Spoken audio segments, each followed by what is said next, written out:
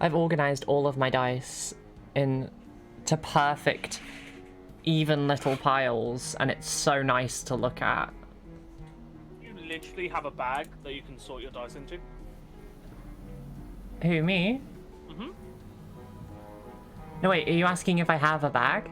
Yeah. No, it's organized on my desk. Oh.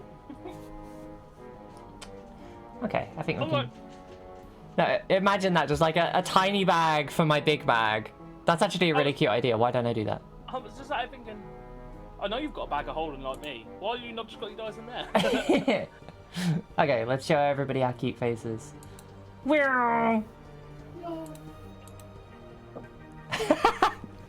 Wilmont shush. Dummy.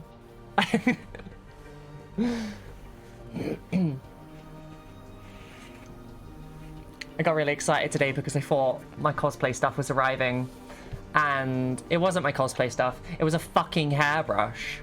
I'm like, I was literally going to get some really nice boots and fucking bag, it was gonna be great, and no, just this boring hairbrush and a fucking Ollivander's from Harry Potter style box. Like, look at this. Cool. The hairbrush chooses the wizard, Mr. Potter. What the fuck is this? Apparently I need a new hairbrush then. My hairbrush is the best hairbrush. That's so concerning. Why? I don't know. I can't comprehend it. It hurts to look at. It's a hairbrush. Instead of having the bit like, oh, where's my proper one? What's more convenient? True. It's just weird to look at. So before, I've had someone say, what about long hair? It's a tangle teaser, so it'd be fun. Yeah. I can't. Yeah. No brain worky. No. Oh. Well, hello, lovely humans of Twitch. I hope you're all okay. You're all very pretty today.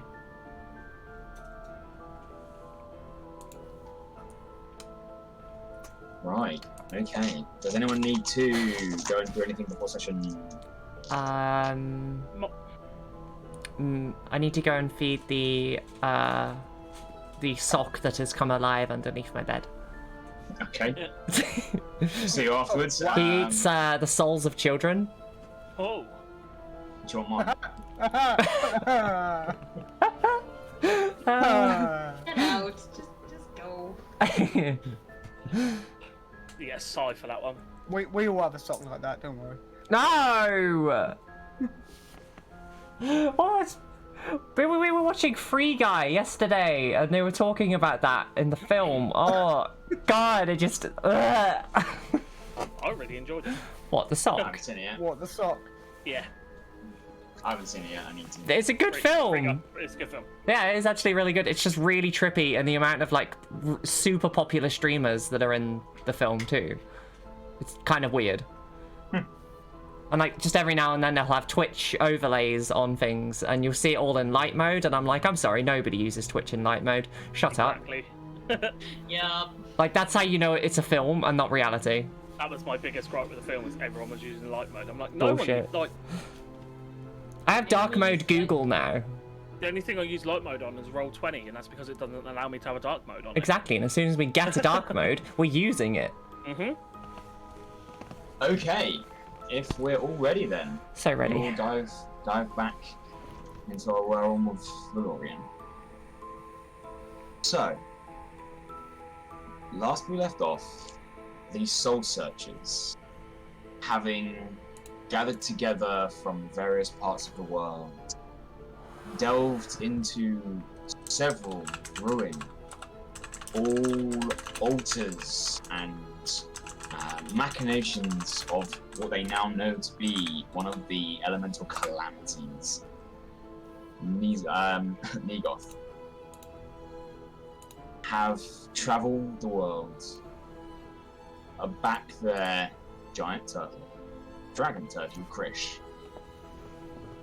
Sailing across the ocean from Driftwood, they encountered several scenes, bypassing a naval convoy that they dove under the waves that trailed overhead, past the wreckage of 2 burning ships, the crew and cargo lost to the waves and schools of sharks as their much larger beast swam by unhindered. And then finally, somewhere just offshore from Dragon's Head, the Soul Searchers found themselves under attack.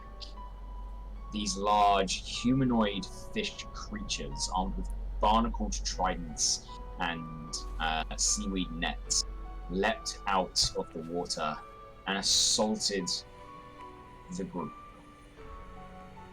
As you fought them back, you were presented with a large, at the time, 3-headed, lizard-like creature that continued to grow heads as you hacked and slashed and blasted and shot, almost claiming the lives of the majority of your party.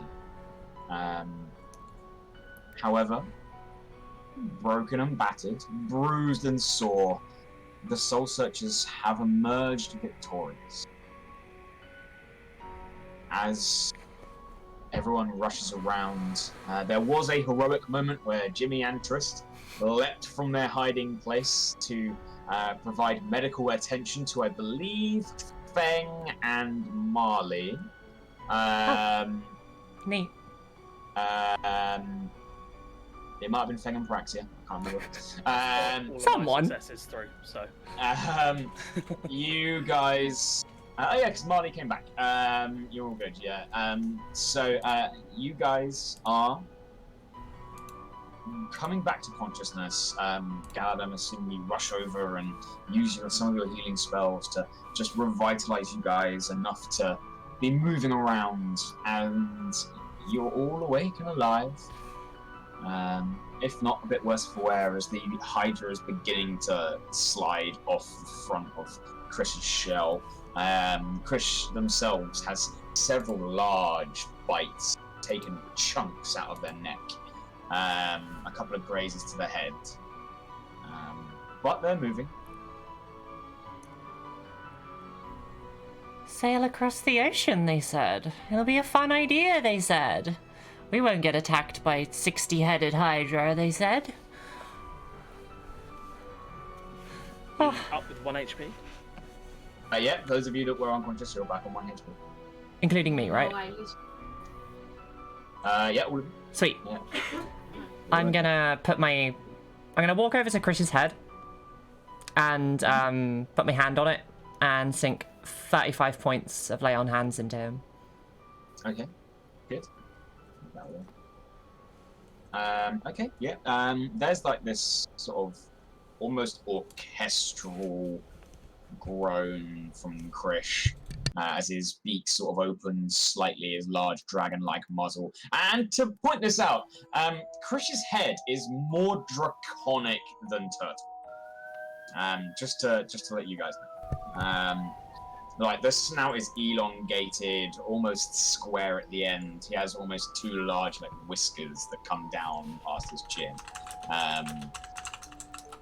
He's a scary beast. But he seems to nod his head in thanks as he begins trying to shake his shell a little bit, shifting the Hydra off as he begins to move again. Scary but cute.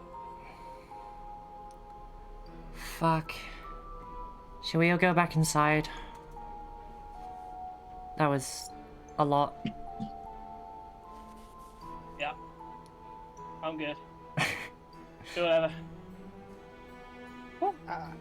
How long we got left? On your voyage, 1, 2, 3, 4, 5, 6 days. Nice. At least we get to rest.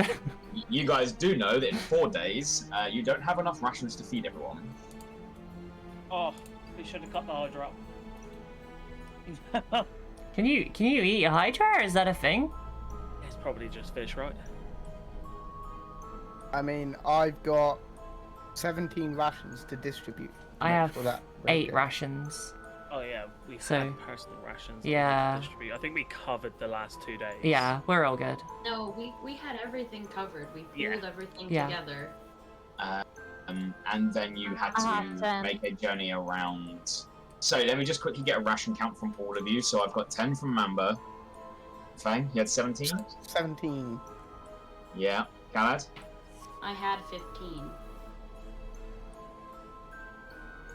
Yeah. Paraxia? I have 10. And 8. Marle? 8. Yeah. And then we had like ship rations that we factored Which- into all of this, wait. but these numbers Yeah, that we've the just ship said. rations are what end Yeah. 2 days out. Yeah. So 2, 4, 5, 6, 7, 8, 9 of you for 2 days. Yeah, you guys do have enough.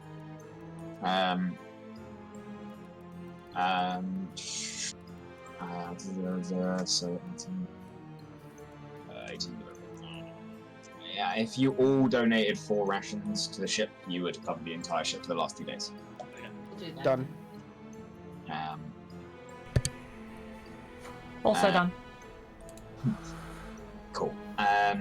So, as you guys go about resting up, you take time to recover, and over these last 6 days, we'll round it to a week.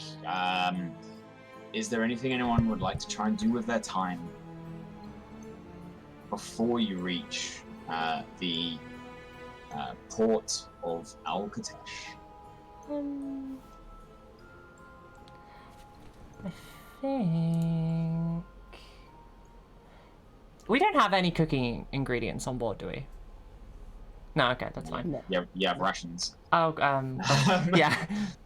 Starting to smell slightly bad. Couple of barrels of fish. Multiple, almost, I believe, 20 empty barrels that still have a fishy scent coming from them. Yummy.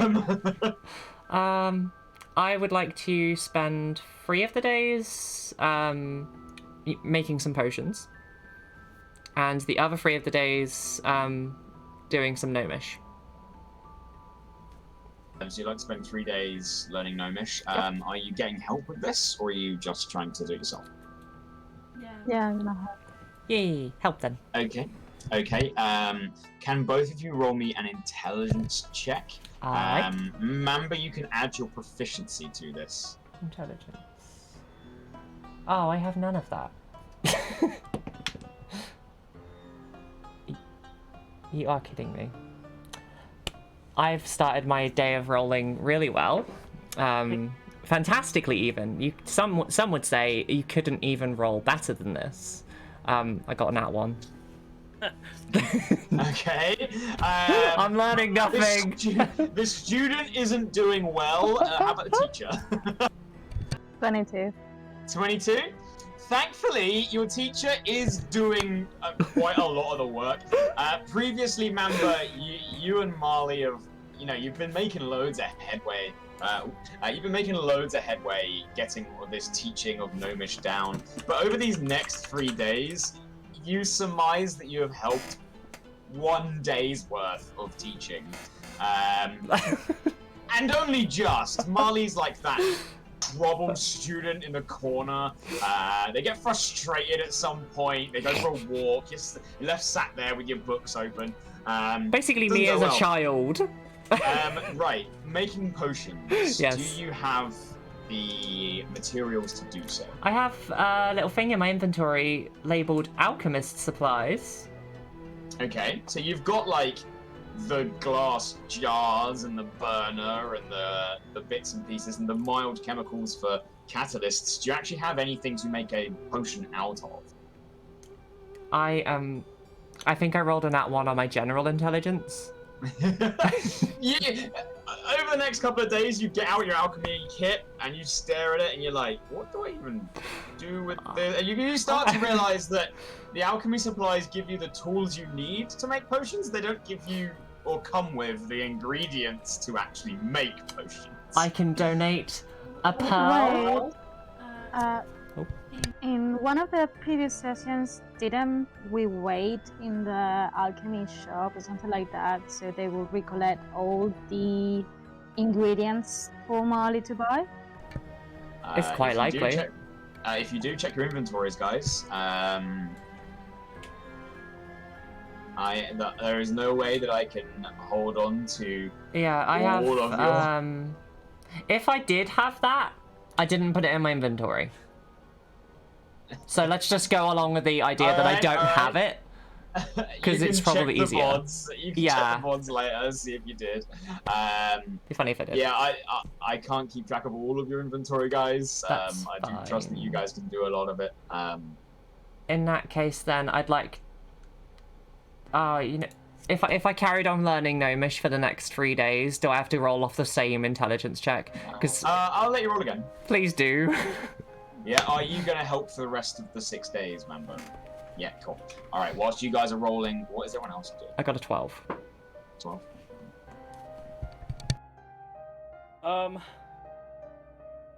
Paraxia's just gonna spend a lot of time meditating. Okay. Trying to make any conversation with old Aquarius boy.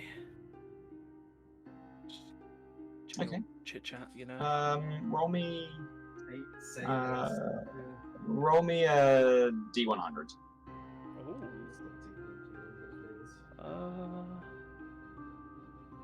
I literally, there they are. What'd you get, Mamba? 5. For the second half of the week, the roll's almost reversed. It's almost like Mamba, after the first 3 days, has become like really disheartened by the lack of Marley's educational commitment. And you do learn another 2 days, for a total of 3 days then. It's pretty good. It's pretty good. Who can I hear in the background? I think it's Gimli. What'd you get in the D100, Paraxia? It's 2 zeros and a 7. So 7. Yeah. What level are you? 7. All right. Okay. So you meditate for 6 days. You barely eat. Only when required. You drink. You focus. You're trying to make sense of everything. What are you thinking? What are you asking? What are you trying to... Just more information on the power that helps me. Because I understand how to use it. I can throw an Eldritch Blast. I can make my armor turn to ice. But I don't know it. I make maybe a little bit more of a personal connection with Aquarius to see if that helps with any castings or just helps in general. Okay. As you're praying and meditating, 6 days begin to roll round. And we're going to come back to you. Feng and Galad, what are you guys doing? Smashing barrels. Smashing barrels. All right. With the battering man. All right. Is anyone helping? You know what? Tristan Jim would help. That looks quite fun. So yeah, go ahead and make me a strength check. Using your battering ram, you have assistance because you have 2 medium creatures helping you. Sweet. Could say smashing. Good time. Just straight strength. It'll be athletics. And then it'll be athletics, sorry. And then remember to add on your battering ram. Oh, what's the battering ram? The battering. The battering ram adds +10 to the strength check. Holy crap! Whoa. Well, that's 34. I rolled really low. I was about to say. Alright. There's like a point on day 2, guys, where there's just a huge smash. And Tristan Jim be like, oh shit! As you whack through 3 barrels and the crane like cracks and dents. You're like, ah, fuck! And you spend a couple of days like patching it back together. Feng, you look down at your battering ram. It works. It works real good. That's all I wanted to know. There's no permanent damage. Tristan and Jimmy use the broken shards of wood to fix the crane. But yeah, you spend your 6 days training on how to use that battering ram. You reckon you got the hang of it. Anything else you'd like to do in that 6 days? No? Happy? Alright, Galad? I think I'm just gonna be sitting there feeling a little homesick. Okay. Talking a lot. Jodie. About anything in particular, or just general chit chat? Talking about home.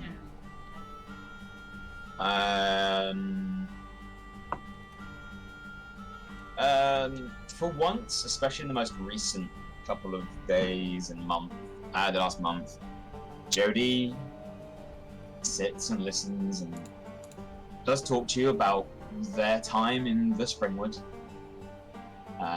You know, the way that the wilds would go by, the different places you guys have been since.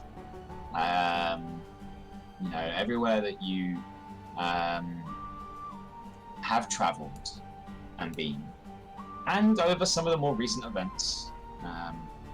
But it is not met with any hostility or weirdness this time around. It's nice. As you get to about the 5th day, you guys are all going about your business, looking after Krish, smashing barrels, teaching Gnomish. Paraxia. At the back of Krish, where you normally sit behind the shed, you're sat and you're just talking out to the ocean. As you do, you begin to see a small trail of bubbles begin to build at the back of Krish as the water begins to sort of lap up in an unnatural wave. You guys are traveling at speed. There is normally white wash coming off the back of Krish, as you would expect from a boat. But there's a wave that is now brushing upwards, coming in like the tide. And it builds, and it builds, until it spills over the back of the shell and puddles in front of you. The waves subside, leaving this glossy, wet patch just ahead of you on the shell, sort of enriching the colour of the bone underneath. As you look down, it becomes almost crystal clear, until eventually you can just see yourself in the water, as clear as a mirror. As you look, your reflection smiles at you.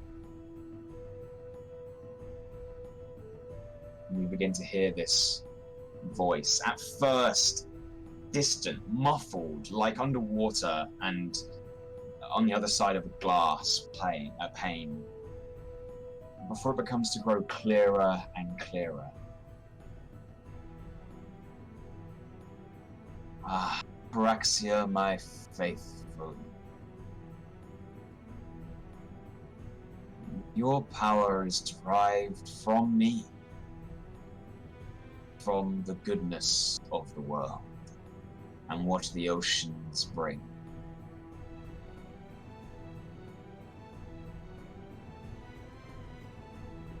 You are the direct counterpart of those you hunt, of those you fight.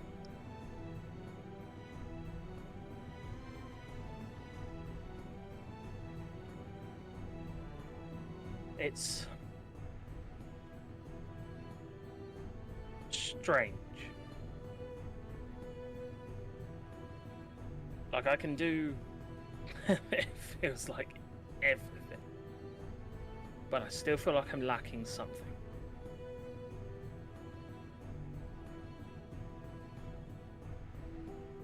Oh,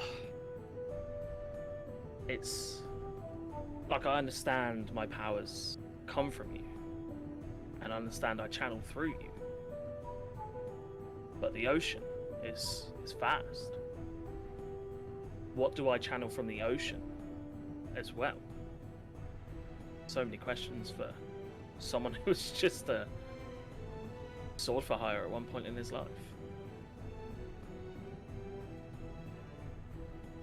There are other powers in this world. The great elemental stone. The divided and the damned. The fallen and the seraph.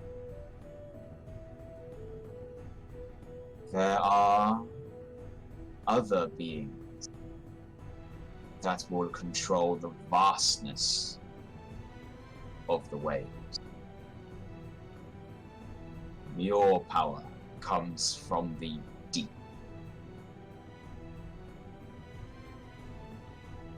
I come from the deep.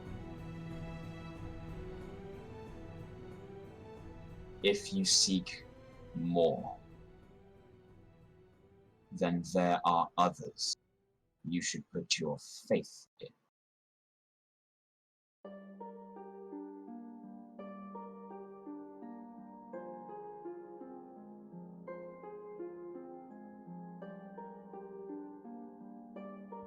I mean, others. Very open word. Would you say that there are any you have a direct connection with? Or any that you would steer me away from? Or place me on the path towards?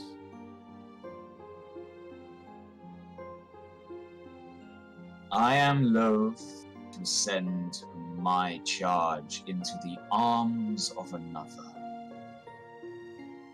I can already feel the presence of one of my siblings nearby.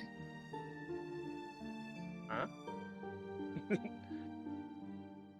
But know that so long as your course remained faithful to our task, I would not abandon you.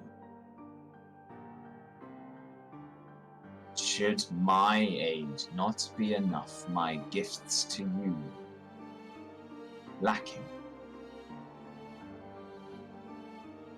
search the surface, search the reef, search the warm current, for they, like the deep, sing in harmony.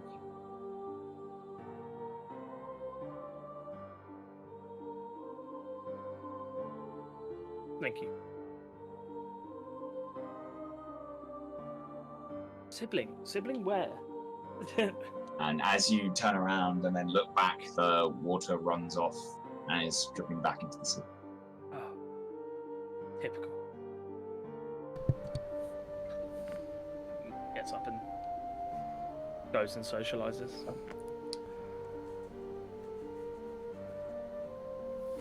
Okay. The 6th day dawns. You all will at this point have a chance to take a long rest, just to let you know. Sweet.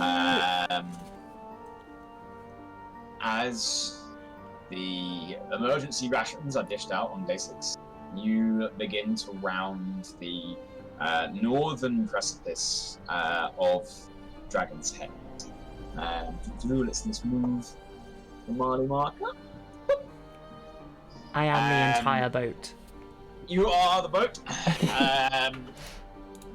As you guys round the northern sands, you begin to see this large canyon rising up, big cliffs that begin to angle sharply back down again, only momentarily blocking your view as you travel into the bay.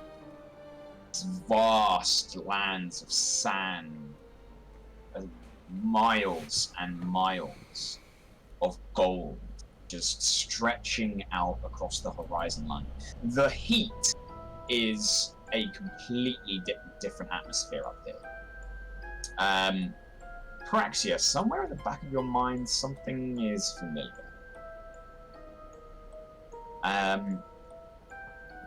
And equally in your group, Galad, as you are heading into this bay, I would like you to make me a wisdom saving. Interesting.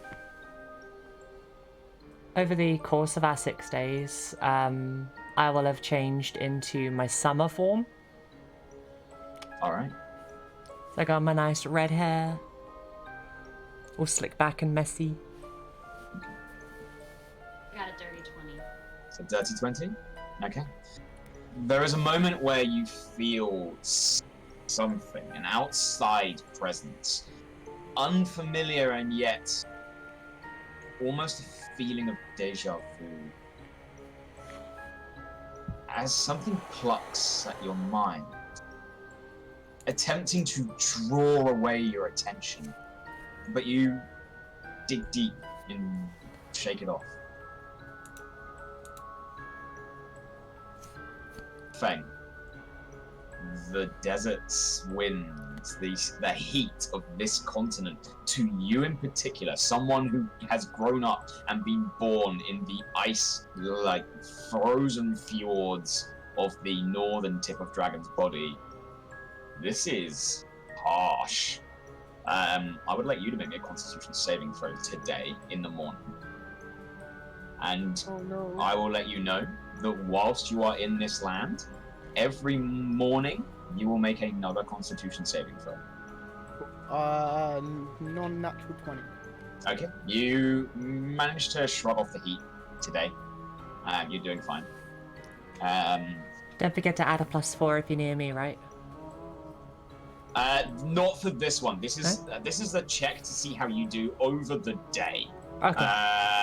Like, unless you hugged Marle within 10 feet all day, you're gonna have to make this check. So we'll do it every morning. So we just have to shave Feng.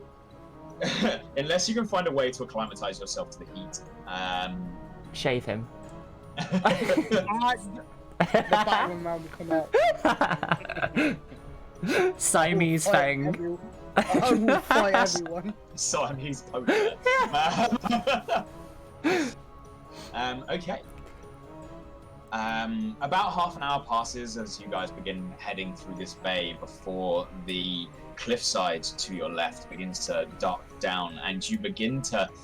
You actually hear it before you see it. You begin to hear conversation, crowds, the sounds of traffic, carts and cranes, wood clanging against woods, a busy dockyard as you sail through and revealing itself to you a vast, sprawling metropolis. The buildings, all sandstone and packed, flat roofs and fabrics that sprawl outwards like tents from the buildings themselves. Vast colours, bright reds and turquoises, an explosion of life from the outskirts of this city. You see ahead of you several ships, large and small, all moored on the beach port of this city as the City of Pearls comes into view. Above all the buildings, you can all see 9 large spires jutting out like a ringed crown from near the middle of the city itself. And they reflect the sunlight to the point where you almost have to look away. Galad, with your passive perception, Marle. Yeah. Galad and Marle, you or it takes you a moment just to get a good look, but you guys do notice that these towers are either made or simply coated in a pearl surface. That's pretty.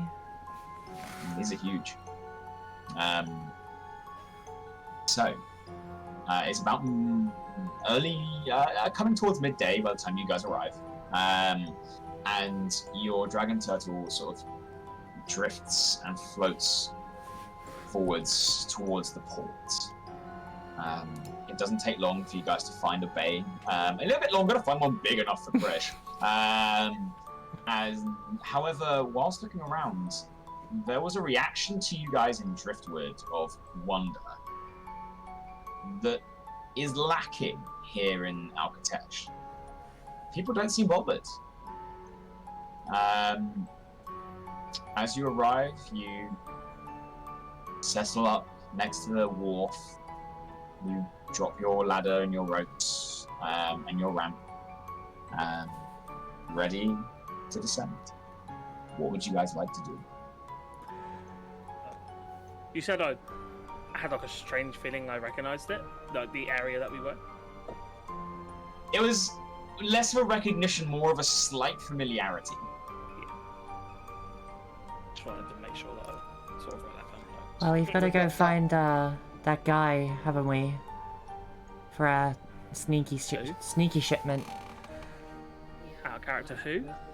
I don't remember their name because I can't find my notes. Does somebody else know? I can either get corrected or announce that I was right here. It's Drogon Iron Fist, right? That Dragon, sounds Drogon. right. Yeah, Yeah. I recognize that name. I don't know. I'm not a DM. You're not the DM. Fuck! Who's the DM? Sit, I'm taking over. I think I put it in different playing notes. a low intelligence character. I have an excuse. Paraxia, if you'd like to make an intelligence check, D20 plus 2 intelligence. Oh, that's not gonna go well. 17. 17? Yeah. You were nearly there. Yeah, it was Drogon Iron Fist. That's it. The way I've written it down, I can't tell if it's an R or an N. Yeah, it was. Drogon Iron Fist, one of the 9 trade princes of Alcatesh. Do we know where he is? Did anyone tell us where he was? It's been so long, I can't remember. No, but if he's a trade prince, something tells me not gonna be able to find him. Yeah. Yeah, let's not bring up his name if we can avoid it. I am going to the first person and asking, do you know Drogo Iron Fist?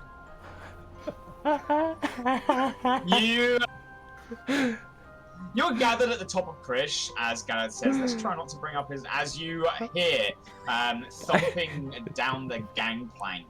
Hey, excuse me, I don't know Drogo. Just a couple of people will look across to you. Just idiot, and start continuing around the day. Okay, maybe we should go and find somebody who looks, important, well-dressed, and say... Someone with an iron fist. Somebody with an entire fist made of iron, yes. And someone should stay here and guard this shit. I will sit on top of the shed where everything is kept. Okay. I will keep an eye on it for you guys. Okay. It's at this point that Tristan and Jimmy come up to you and say, if it's alright with you guys, we're going to head into town and try and offload these goods. Yeah, Okay. go for it. Absolutely. Yeah? Before you go, Yeah. under the table so that the others don't see, I'm gonna hand them 5 pieces of gold and say, buy yourself a nice lunch. Oh. Oh, mighty generous Miss Galad. We appreciate that. Thank you. Let me know if you find ice. Ice. Not. We'll check. From what we remember, Alcatesh is quite a big market. We'll start there. Hold on, you've been here before? Of course we have. We're sailors. Everyone's been to Alcatesh. Can you help us find this guy? Who is he? Agar Iron Fist. Iron Fist. Jimmy, you heard of an Iron Fist? Yeah, he's one of the, he points at one of the pearlescent towers. geezer, the fella. What's his name? Yeah, Drogar Iron Fist. Trade Prince. Yeah, dwarf. So we're looking for a dwarf geezer. Nice. With an iron fist. With an iron fist. Yeah, you know, it's one of the. We've not actually met him, but everyone's heard of him. Right. Yeah, I think he runs. Does he run? Let's see if they remember. I can't remember, Jimmy. It's okay. You guys go. You go do your market stuff.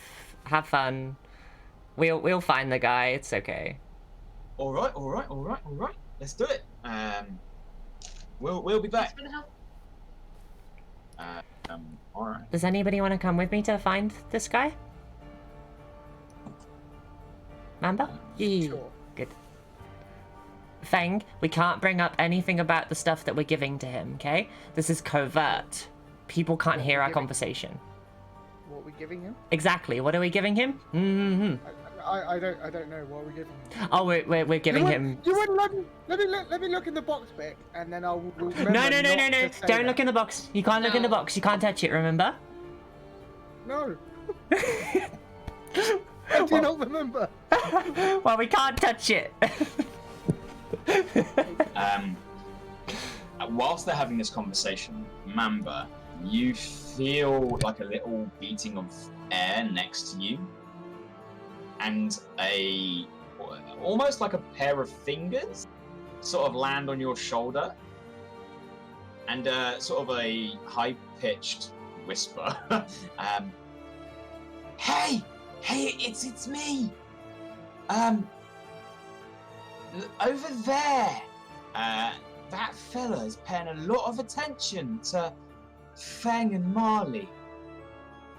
As Bellflower materializes on your shoulder and points at a individual in sort of brownish robes that is stood on the wharf nearby and seems to have overheard the chat having had with Marle and Feng.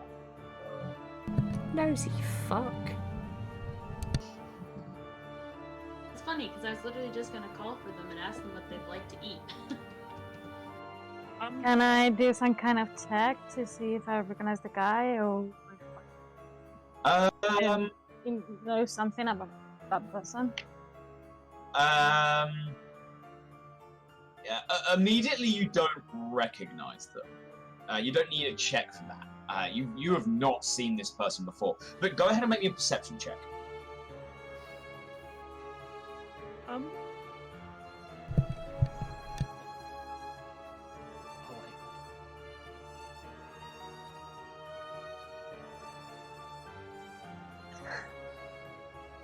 Eight. 8. No, With my passive perception, am I going to be noticing this? Nope.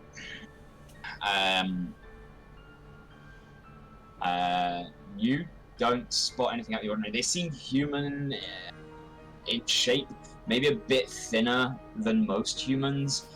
You're not very well acquainted with this area. And as you're looking, they sort of almost clock you, turn around and start walking away. Not in a hurry, but start walking away. I want to follow this person very stealthy. Okay. Are you sharing the information with anyone? I tell you, be right back. Okay. Go ahead and make me a stealth check.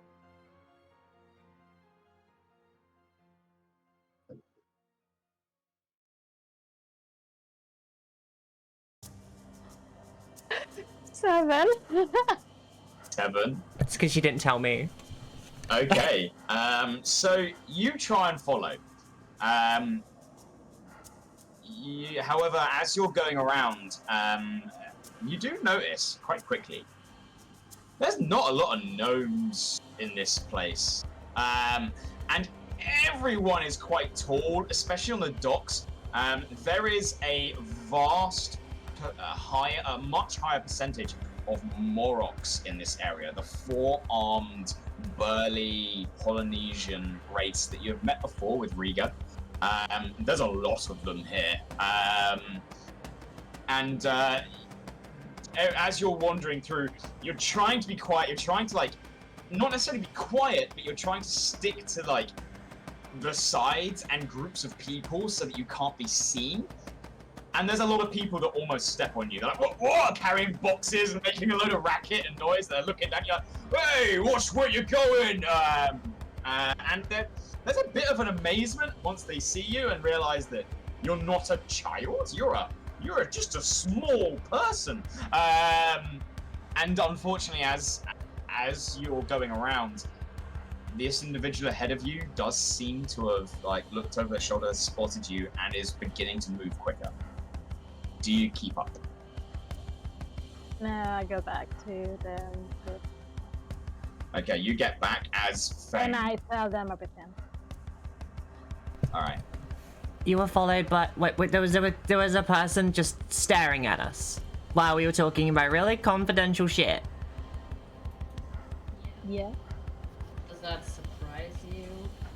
And I am going to find the person to give me information. What direction did they go? You saw them go up the harbor, and then you turned around. What did they look like, Mamba?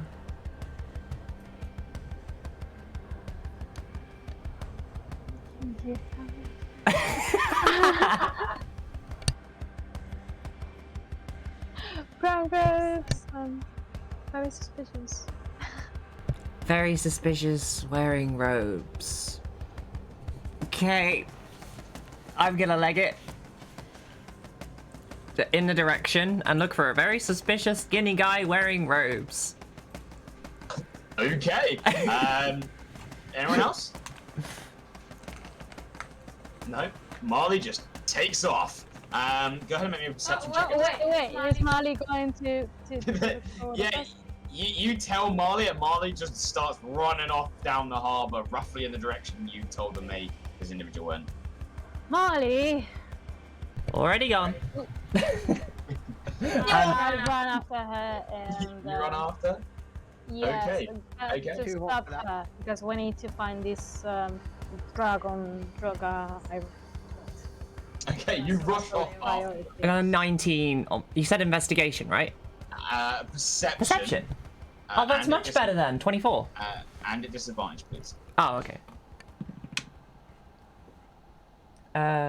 What's that? Plus. I rolled fantastically. 21. Okay. You do bolt off. Mamba, you chase off maybe 30 feet behind by the time that you you try and tell them to wait, but they just keep going and you rush off after them. You're not catching, you guys at the same speed. But Marley, you do rush for a little bit before you do spot an individual that looks shifty in brown robes, ducking into an alleyway just a little bit ahead of you and to the left. Uh-huh. I'm gonna run real quick into there. Alright. You rush off, Mamba, you continue to follow? Alright. As you rush on up the wharf about 120 feet before you reach this sort of, for the first set of these sort of sandstone buildings, you turn into the alleyway and you immediately see a set of wooden stairs that go up. You begin hurrying up after them. Are you going stealthily or quickly? Quickly. Alright, you rushing up these steps, followed by a slightly smaller person running up the steps. They are happy as well with the guy that Marley is following. You haven't seen them, but you do notice that Marley immediately sort of eyed this alleyway and went straight for it. I believe your passive insight is 13. It's enough to know. Meanwhile, what are the rest of you doing? Paraxia, you're on guard? I'm gonna use detect magic. Okay. Just have a glance around and make sure there's nothing shifty happening around Chris. You don't get a sense of anything magical in the immediate area apart from the cargo that you're supposed to deliver that is letting off an intense magic presence. I'm gonna tap Feng on the shoulder and say, "You hungry?" Yeah. Yeah. Always. Bellflower, Flax. How about you guys? You don't get a reply. Okay, I guess it's just us and a turn. And on that note, having cast Detect Magic, Paraxia, Yeah. You've done this on Krish before. You can normally, when you cast Detect Magic, see the two fairies flying around. They're not here. Galad, Yeah? fairies aren't here. That's not good. You know where they went? I put 10 gold and they followed Marle. Okay. Hank and I are gonna go get lunch. You want something? If you want to bring me something back, I'll be fine. I'm gonna keep an eye on the cargo, and I'm gonna hop down and like sit on the box. Okay. You hop down, you sit on the box. I'm gonna take Fang to market, and we're gonna look through the food stands, I guess. All right, you guys begin walking your way up the wharf, heading towards what you hope is a market. You're just following the busy streets of a sprawling metropolis right now. Some of these buildings are like 3 stories high. You see a lot of balconies, palm trees, like sort of jutting out on street corners. Yeah, this is a busy place. Can you both go ahead and make me an investigation check? I was gonna say, can I smell for food? You can. Are you? Follow his nose. Following your nose. It's not hard to smell food in your immediate area. You're on a dock. There's a lot of fishermen around here. If you're looking for a scent trail leading into the city, go ahead and make me a perception check with advance. With disadvantage, actually. Your nose is permeated with the scent of raw food around you.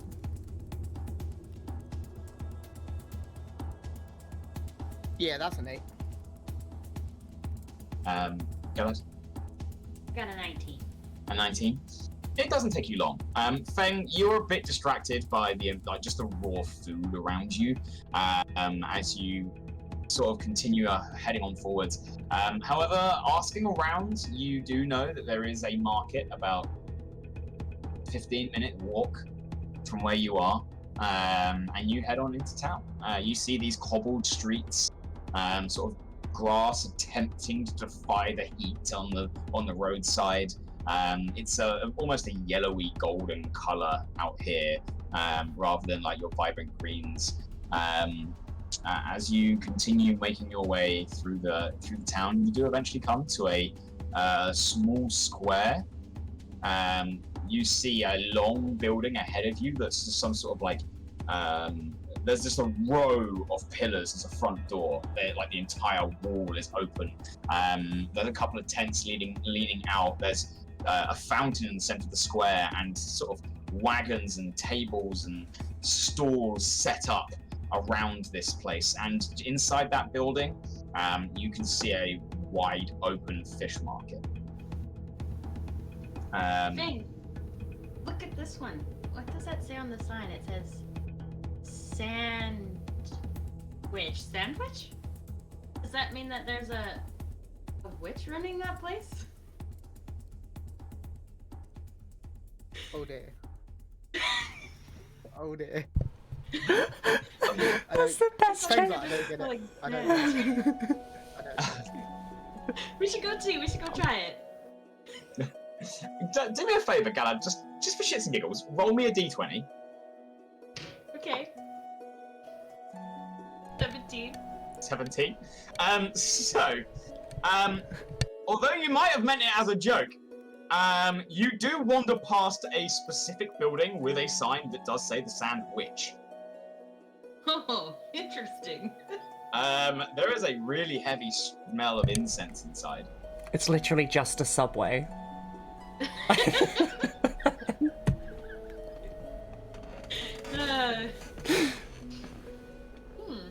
Maybe we can get some alchemy supplies there. I'll try and remember where that is for Marle later. It's just off the square. Alright. But you guys go into the market and you begin looking around. This place is completely alien to the both of you. However, it is bustling with life. You see like large crates of fish packed with ice and salt. You see like inside the market these huge, like sort of almost slightly turquoise glowing trays. And there seems to be some sort of enchanted basin where like fish has just been thrown into. There's people here of all shapes and colours, silk gowns and very light clothing. You do notice that in the area there are a couple of sort of leather armoured guards. You can sort of almost identify them by the black leather that they wear and a red sash that goes across their chest. They seem to be wearing these sort of big shields with a 9-legged scorpion. And they have these sort of large khopesh weapons, these big, almost Egyptian-style curved blades at their side. Curved swords. Curved swords. Sorry, Skyrim dialogue.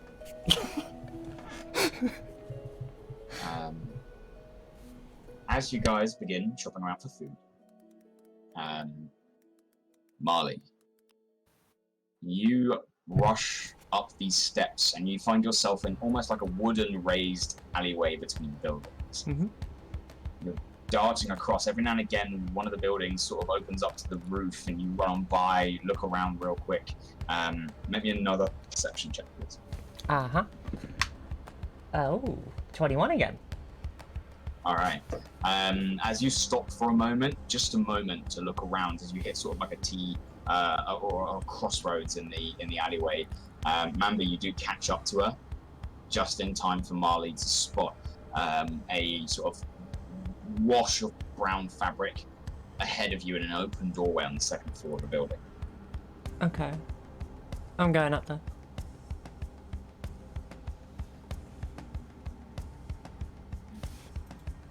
Marle, wait. Why? Because we need to find the drug of Iron Fist first. Yeah, this How's guy that is a sneaky priority? fuck. I'm not letting this guy run away. He heard something. No fly. Fuck no, I'm not flying. flying. Attract more attention. I'm gonna misty step up onto the second floor. Sorry, just to let you know, you're on the second floor. Oh, sweet. Where's the guy? Yeah. The doorway is just ahead of maybe 60 feet down the alleyway. I'm gonna walk really politely. Knock, knock. And then walk in. Okay. Mamba, are you going with me? Yeah. Okay. You walk up to the door that's sort of half ajar open. You knock as it sort of begins to swing inwards, just loose. And you step inside. As you do, you sort of step in, looking around, you immediately see this sort of open, almost like a second floor warehouse. You see rows of shelving units and boxes, and you can almost see shadows moving from some sort of torchlight around the corner. No sign of the guy? No sign of the guy. There's a lot of obstruction here, though. There's big rows of boxes. It's like being on the at the final warehouse area of IKEA. It's just rows and rows of boxes. All right. Interesting.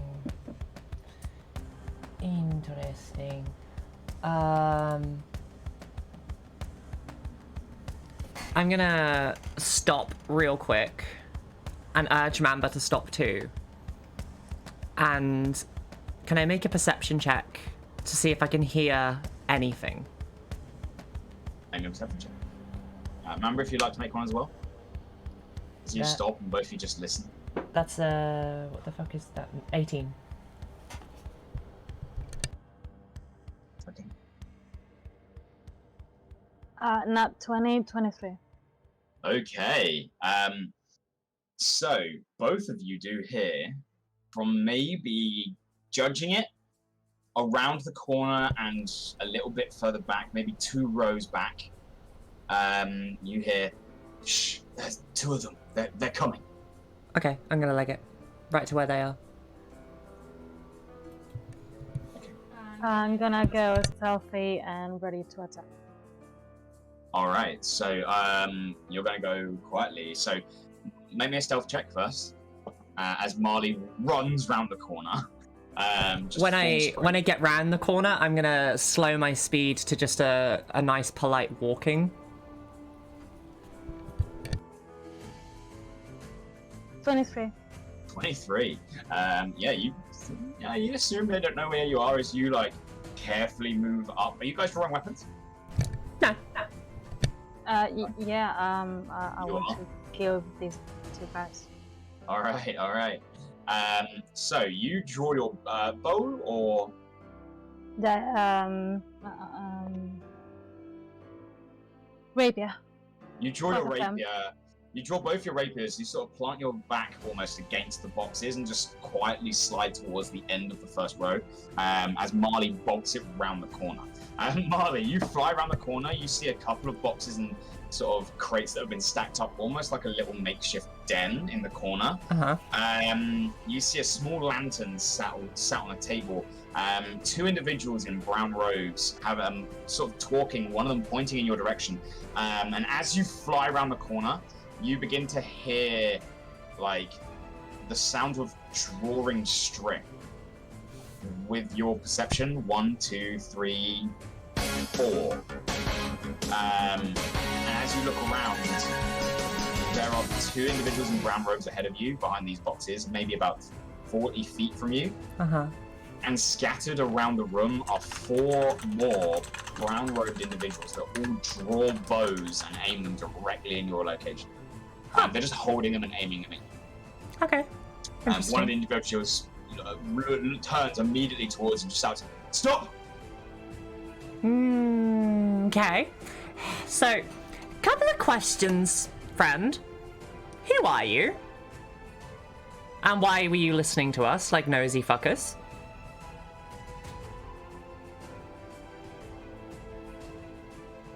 I'm waiting. I think there's a few more of us than you. Perhaps you should tell us your name first. I do believe it's polite to introduce oneself when initiating conversation. Yeah, okay, fair enough. My name is Marle. Hi, how are you? Better. My name is Rosa. Rosa. And I was enjoying my day until I overheard something quite interesting. Oh, what did you overhear?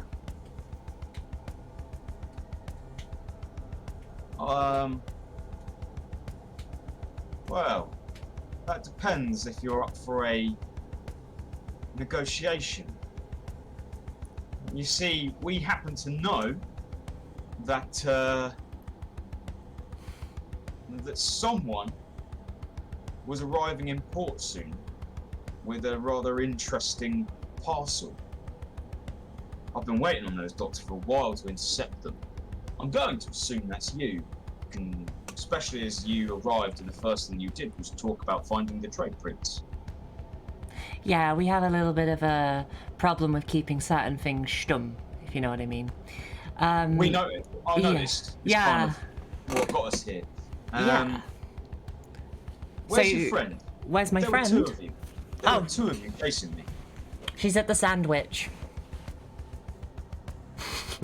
Sorry, that's metagaming. I can't do that. You take 12 points of meta damage. It was a bad sandwich. I sent her in a different direction. We thought you were going somewhere else. I just happened to be lucky. Right. Kendrick, check the door. You see one of the archers slightly lower their bow. The arrow's still knocked and half drawn as they begin heading their way towards the the doorway where Mamba, you know you are hiding. You have overheard the whole thing with your with your perception of natural 20.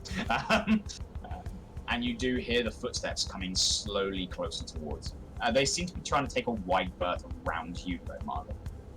Right. Mamba, what do you want to do? I would like to remain hide. Okay. You like sort of look around really quick, knowing that at the moment you definitely are hidden and you're being really quiet.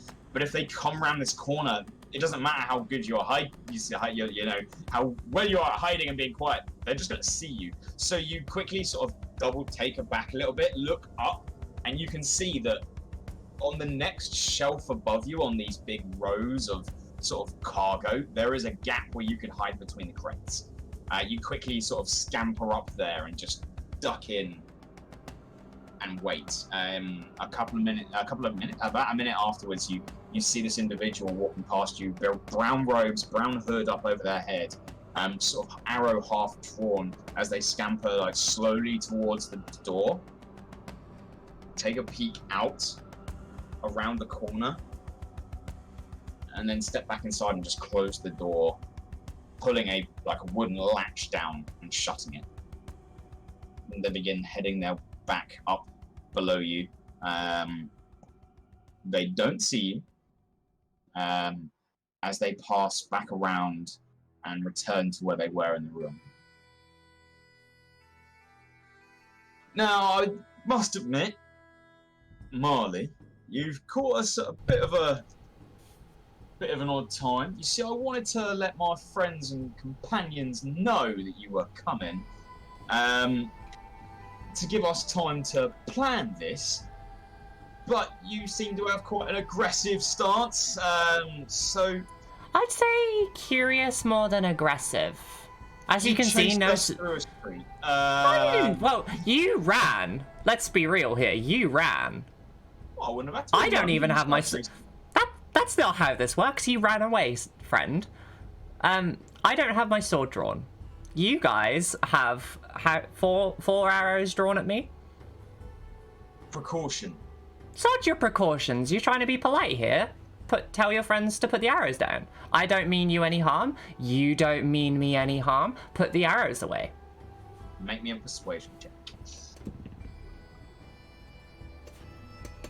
We got... Oh, I love persuasion. Thank you. 22. All right, 22. You see him nodding as he brings a hand up and just pats down towards the others. Kendrick, dress, guys. Let's see if we can make this work. You see as the arrows, the bows lower to the floor, the tension in the bowstrings reduce. Good. Look. We've been anticipating and expecting this cargo. The trade prince can't have it.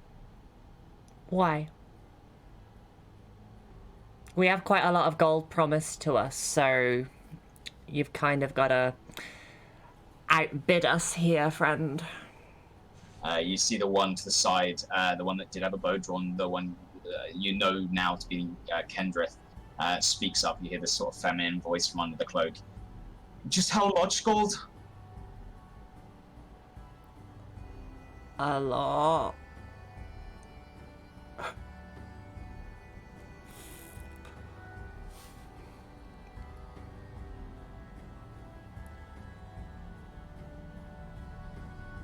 $500 gold per person.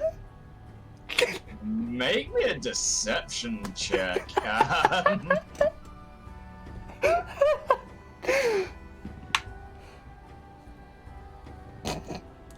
Deception. 23. And how many of you are there? 7. You see a visible drop in the individual ahead of you who called himself Brossar. Sort of, you see his shoulders just slump slightly. Look, we can't match that. we'll give you 1,000 gold. So, But you're gonna you'll have be to doing it for a elaborate. good thing. Okay, well, elaborate, please. What's the good reason for not giving this trade prince? Somebody, if we upset, could cause us quite a lot of problems, and we've only just gotten to Alcatesh, so we kind of want to make friends. So we need a really good reason to pass up on whatever 7 times 500 is. We can't tell you that. Well, you're gonna have to, because why else would I take your deal? Like, oh, no, you can't take this deal. Why? Because the trade prince can't have this stuff. Well, why can't the trade prince have the stuff? Mystery! It's not about whether the trade prince has it, it's who he's gonna sell it to. Okay, who's he gonna sell it to?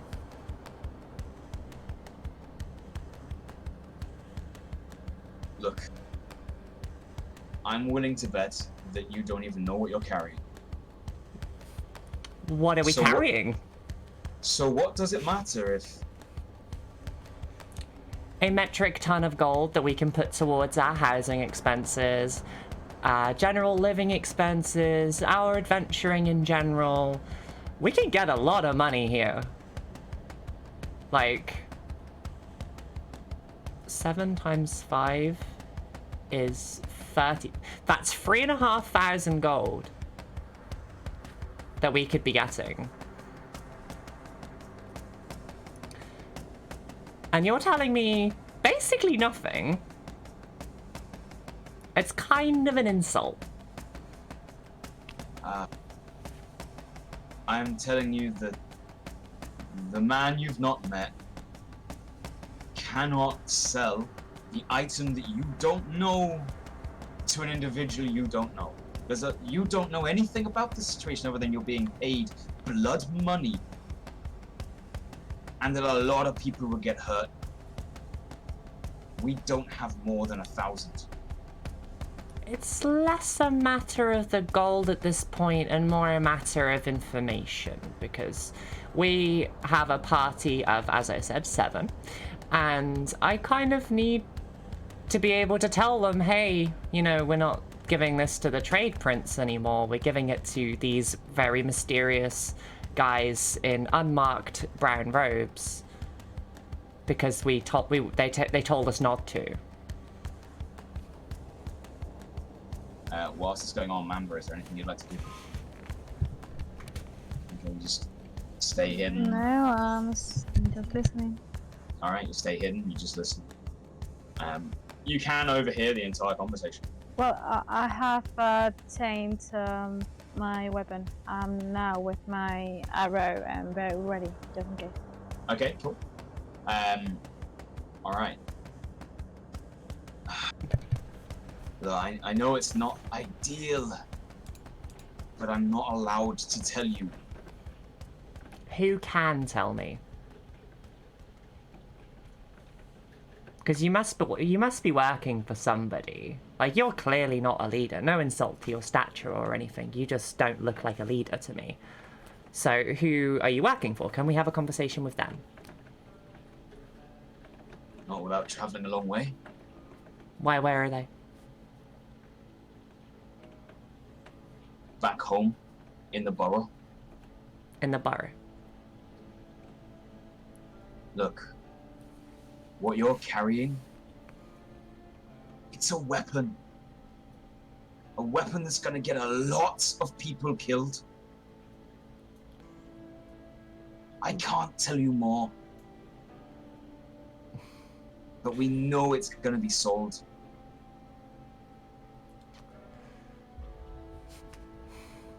You're putting me in a very tight spot here, friend. I'm banking on you being a good person. I like to think that I am. Woefully informed about what it is you're doing. I want this to be a conversation and some form of transaction. What I would like... If it's not... Okay. I've listened to your terms. What I would like is to arrange a meeting with you with my entire party. Probably just the 5 of us. 2 of them are more maintenance, but you know, still, they're part of our party. We meet you in a location where you are comfortable having a conversation with the rest of us, and then I can get everybody's opinion on this, because I don't make decisions for the entire party. But, under one stipulation, you do not draw your swords or your arrows or your knives or anything like that at us, because we don't mean you any harm,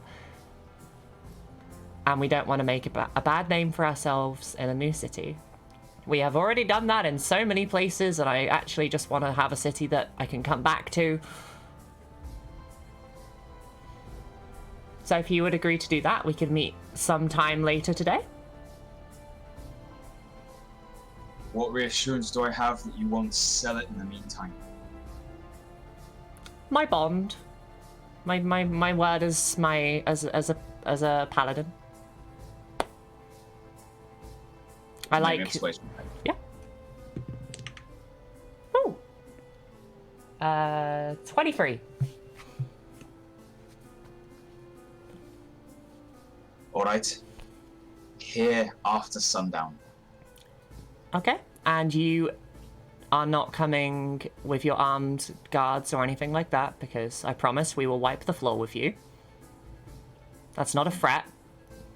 That's just, if you raise your arms against us, we won't hesitate. We want this to be peaceful. All right.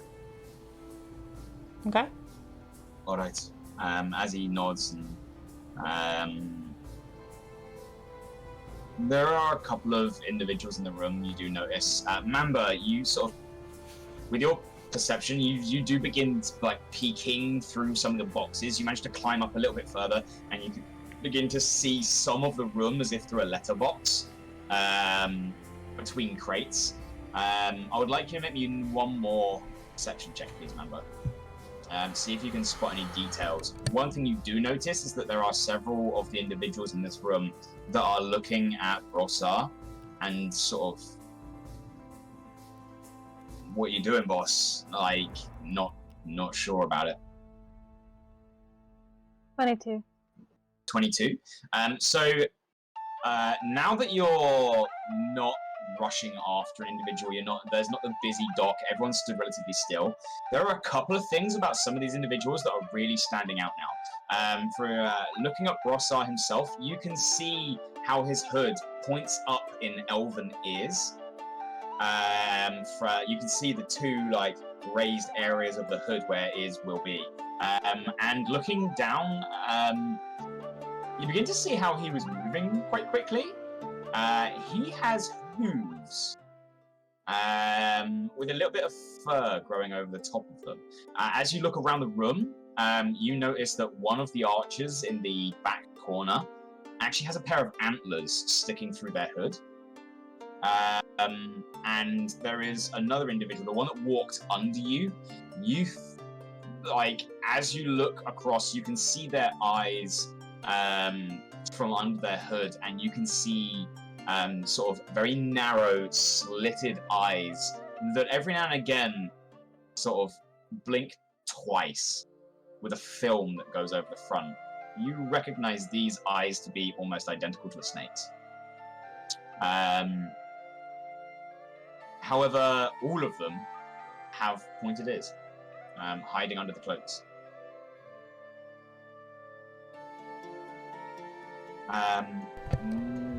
Also, more importantly, you getting a really good look, you notice the robes aren't made of linen or cloth. They seem to be woven plant matter. Some sort of dried palm that is being stitched together and woven together. There is not a single ounce of metal on these elves. Anti-Magneto elves.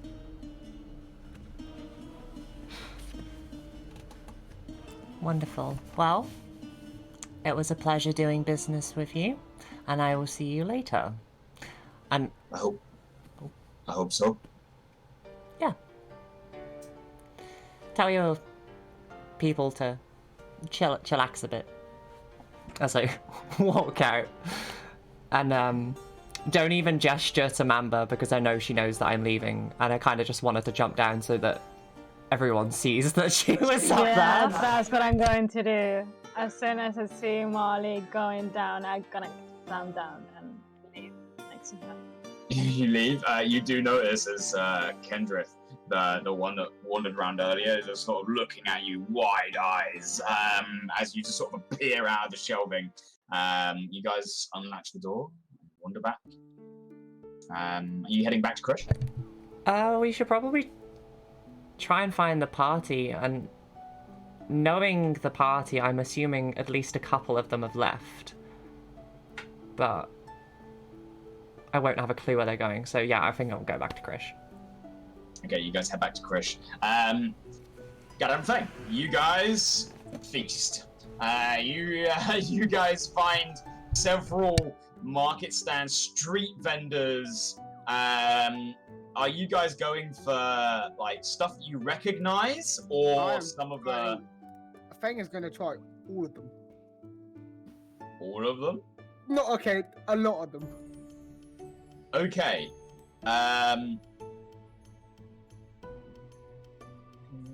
Okay, Galad, are you joining Feng? Or are you going to pick a couple of bits? Being an elf, I'm gonna look for more planty, fruity things to try that I haven't seen before. You look around, there are a few. You see these like gorgeous red fruits that sort of tail off into a bright yellow cap and have these sort of jutting out plant fronds. You've never seen these before. There's like lots of citrus fruits here. You can smell them, and when you try them, they're quite bitter, but that's like tangy sweetness to them afterwards. I am going for the foods you've never seen before, but fruits. You go around a couple of stalls. It costs you over the course of like half an hour of wandering and just getting some bits. It costs you about 5 gold. Feng. Shit. You wander around and you go to try every stall. Yeah. How much money does Feng have? No. Okay. Yeah, he's got enough. 3,500 gold. Okay, you go around every stall. You get a little bit from everywhere. You get fish you've never had before. Someone shows you how to eat a live squid, like wrapped up in sticks. There's spices and citrus flavors, and there is so much here. You kind of lose yourself in the hustle and bustle a little bit and just feast, and by the end of it, you come out 25 gold less. Oh, okay. That is not as bad as what I thought. That's fine. I'm also gonna grab something for Paraxia. Okay, you Probably gather up like a bundle, a couple of gold's worth. Yeah, sure, we'll go 2. You'll pay me back, right? 2 gold's worth, you get like bits and pieces. There's some meat, some fruit. Is that all you guys are doing? Or is there other things you'd like to try? I'd also like to look and see if there's a pastry I've never seen before and buy one for each of the fairies. Alright. Make me a quick investigation check.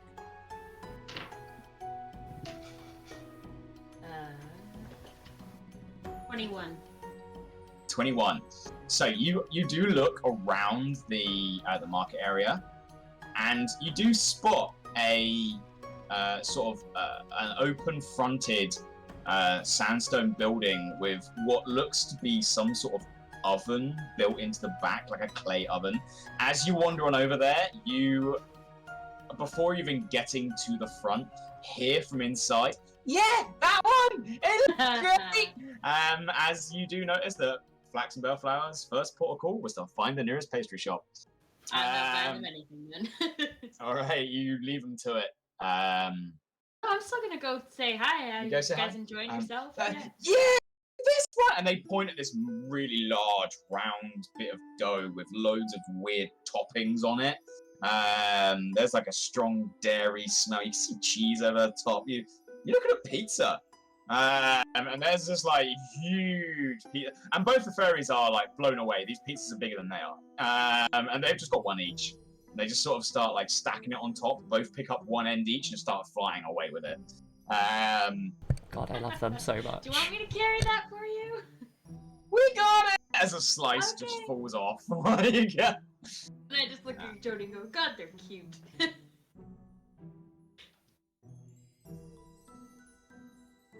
Is there anything else you two would like to do before heading back to Krish? Alright. You guys return. Paraxia, you guard the ship, you're waiting, you're seeing the hustle and bustle of port. Nothing else, nothing dramatic seems to happen. About half an hour after they ran off, you watch as Marle and Mamba come back, and about 40 minutes after them, 40 minutes to an hour, Feng and Galad return. Feng with like his arms just full of food, and Galad with like a little sort of small wicker basket that you've managed to acquire to bring back as takeaway. Oh, thank you. How much was it? 2 gold, don't worry about it. Just buy next time. Or buy me a beer or something sometime. Oh, good. He's talking to his food. It's great. You bite into one of the fruits though. This small black shelled fruit. You were shown at the market you have to cut it in half, dig the stone out, and then just scoop out the inside. It's this black shelled, sort of no bigger than a tennis ball. You cut into it with a knife, and inside is this sort of like ghostly white liquid that you sort of this almost like a malt, it's like a mousse. You sort of scoop out and just eat. It's really sour, but has this strange sort of it's a fruity aftertaste to it. It's unique. You've had this before. Ghost avocado. Strange. You like it? Oh yeah, this is familiar. Just carry on talking to him. Oh, by the way, I found the berries. Oh yeah? Pastry shop? We were trying... Yeah, I've never seen it before. It was like a giant circle with... I don't even know what on it, since I've never been around cows before. It smelled meaty. It was really weird. And we saw this shop. Remind me, alchemy supplies. What's it called? The sandwich. Wait, why is that funny? Because sandwiches, you know. 2 bits of bread. Is that one of the sandwiches? Yeah. Yeah. I've never seen one before. No? We had a stand that sold them. They were wonderful. Sweet. She used to make these ones called doorstops. They would have like huge chunks of bread with like basically a steak in it, and she called it a doorstop because it was so big. Feng's mouth is watering. Well, The shop smelled of incense, so I don't think they actually sold. Oh, that reminds me, I need alchemy shit. While we're all here, I'm actually really glad we're all here. I don't know if you noticed, but me and Mamba liked it for a sec. And I will divulge all of the information that I know upon everybody else. Jimmy and Tristan nowhere to be seen, are they? Okay. Neither are all of the barrels of gunpowder. Okay, that's fine. They're doing their job. You also notice, Feng, the barrels you didn't smash up, the empty ones that did smell of fish, are also gone. Oh. So... You good? They were good smashing barrels.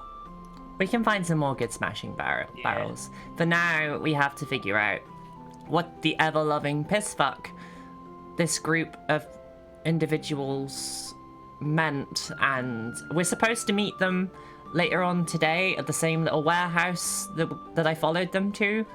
They were really aggressive before I talked them down. Really aggressive? Yeah, they had their arrows pointed at me. They asked if I was alone, which obviously I wasn't, but I lied. Because, I mean, Mamba's basically invisible, let's be real. And yeah, it took quite a talking to get them to stop being aggressive. So they were really, really probably concerned about us, because, I mean, they must have recognized us or something. Or, you know, we just had someone with a loud mouth, and he like looks up at Feng, talking about something that shouldn't have been spoken about yet. He is quite a loudmouth. But well, apparently they were... About the box, we have no idea what's inside. Yes, the mystery box. They called it a weapon. Come on, we gotta learn. Nope. And apparently this this guy we're selling it to is not a good guy. He intends fully on using it to kill a lot of people. And think about who we got it from. Did you really think it was gonna go to some little guy that doesn't know how to use it? yeah, very true. Yeah, it needs to be... I need to have it if it's a big weapon. Not, you know, haven't been able to agree with Galad so often, but we went into this already knowing that it was probably not going to be a good outcome for people. Yeah, but like, do you want to be party to a load of people dying just because we get paid? Stop being a third party. Also, they're willing to give us 1,000 gold for it. And I don't know if that's more or less than what we were getting for delivering it in the first place. I told them we were getting 3,500 gold, but I forgot how much we were actually getting. Well, it's not just about the gold, is it? No, it's not. It's the principle of giving a weapon to somebody who could potentially use it to destroy a lot of people. We also use... It's not as simple as just handing over a weapon of destruction. It's we're doing this for favor. Because if we fail in our objectives and we give a box full of magical stuff to a half goat, half snake people, because I will remember that part, we're going to piss off a trade prince, an owner of a city. Yeah, they didn't really understand that when I told them. How come then? And this is why we don't look in the box. We are hands for hire and nothing else. Yeah. And if we give it to these other guys, they're just gonna use it for the same thing. We're just gonna fall in bad with everybody around us. Okay. Wow, Galad, high five Galad. I'm like, yeah, see, she knows. She can be mean, but she knows. I'm an elf. I'm stubborn. Yeah, she is. I think as much as you want to help out little guy, if you will, it's going to get used to kill a bunch of people either way. What if they're going to destroy it? Let me smash it. And I whisper into Marley's ear, looking at the magical aura of that box. Ain't no way, and I say that part out loud, no way someone is going to destroy that box. No way. That's how I'm trying to walk back. Yeah. Shouldn't have even done this in the first place. Yeah, I'm deeply regretting it now. Well, we've made our decision. We have to get it to one person. I'm all for just giving it to the person we need to. Either way, we're going to piss... We piss off a small group of people, or we piss off 2 cities. Take your pick. What if they're not a small group of people, though? They said that they had a boss who lives in some place called the Burrow. I don't know if that means anything to anyone. The Burrow right now. But no. The way to think about it is that if they weren't a small group of people, they'd have walked up on the shell and taken it from us. True. Either way, we're going to be arming one side or the other. Yeah. Yeah. We know this continent's under conflict between 2 major parties. It's going to one of them. Let's do what we were hired for. Yeah. We earn the favour of... Is it Rivertown? I didn't write the name down as the last... Oh, Driftwood. Driftwood. Yeah. We earn the favour of Rivertown. Rivertown. I don't know where they got that from. We earn the favour of Driftwood. And we earn the favour of Alkadesh if we do this. Or we are in the favour of a small, covert group of people that don't come out properly and show themselves. I know which one I'm going for. We're pretty aggressive to you, it sounds like. Yeah, fuck them. Yeah, they were. I think they were just shaky. Because I mean, if you've been scouting, who's gonna bring this package, and you see me and Feng, it's pretty freaking scary. There's a difference between shaky and aggressive. Yeah. And I summon my sword and hold it up to Mamba and start shaking. And, this is shaky. Yeah. I drop the sword and with pure concentration, hold an Eldritch Blast so it fire upwards in front of her, and look her dead in the eyes. This is aggressive. They were more aggressive. Which one was it? Yeah. Maybe it's I don't know. There's just something about what they were saying. Something about their words has tickled my curiosity. Like I don't. That's great. I don't want this on my conscience. You have. It's gonna be on your conscience either way, hun. Doesn't matter what side we give it to. They're gonna use it for fighting. Yep. And you have a history of being the little guy, but you can't always help the little guy because the little guy isn't always in a position to be helped. Their hands are just as dirty as the other side in this case. And if we really wanted to stay out of it, we wouldn't have brought that cargo with us in the first place. Mm-hmm. True. Yeah. I say it goes to the person that we were meant to give it to. What does everybody else think?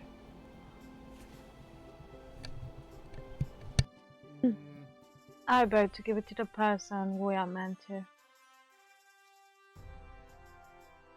Free for giving it. That's, Feng? Mamba being on our side for a change instead of Marley's. That's pretty. Yeah. It's pretty definitive there, Marley. I put the back of my palm on Mamba's forehead just to make sure she's feeling okay. Good. Hey, me and Mamba have our disagreements a lot. She doesn't mind doing the dirty thing. Are you good? And I give her a little tap down, make sure she's good. Okay, Praxia, stop. Wow, Okay. you don't know me. I know, but what I do know is that you agree with Marley a lot, and this is a first, so just making sure that you haven't got I don't know, a worm hidden somewhere that's eating you or some shit, Spend more weeks with us, Paraxia, and you'll notice we have our disagreements. We may be best friends, but we're like the yin and yang. Sorry, Feng? Feng reckons it's weapons. Ooh. Are you feeling okay? It's hot. That's true. He's got heat stroke. Just wants to get done with it, so let's go find who we need to find and get this dropped off. Yeah. Is the music doing that for anyone else? Me. Pancake babe, you okay?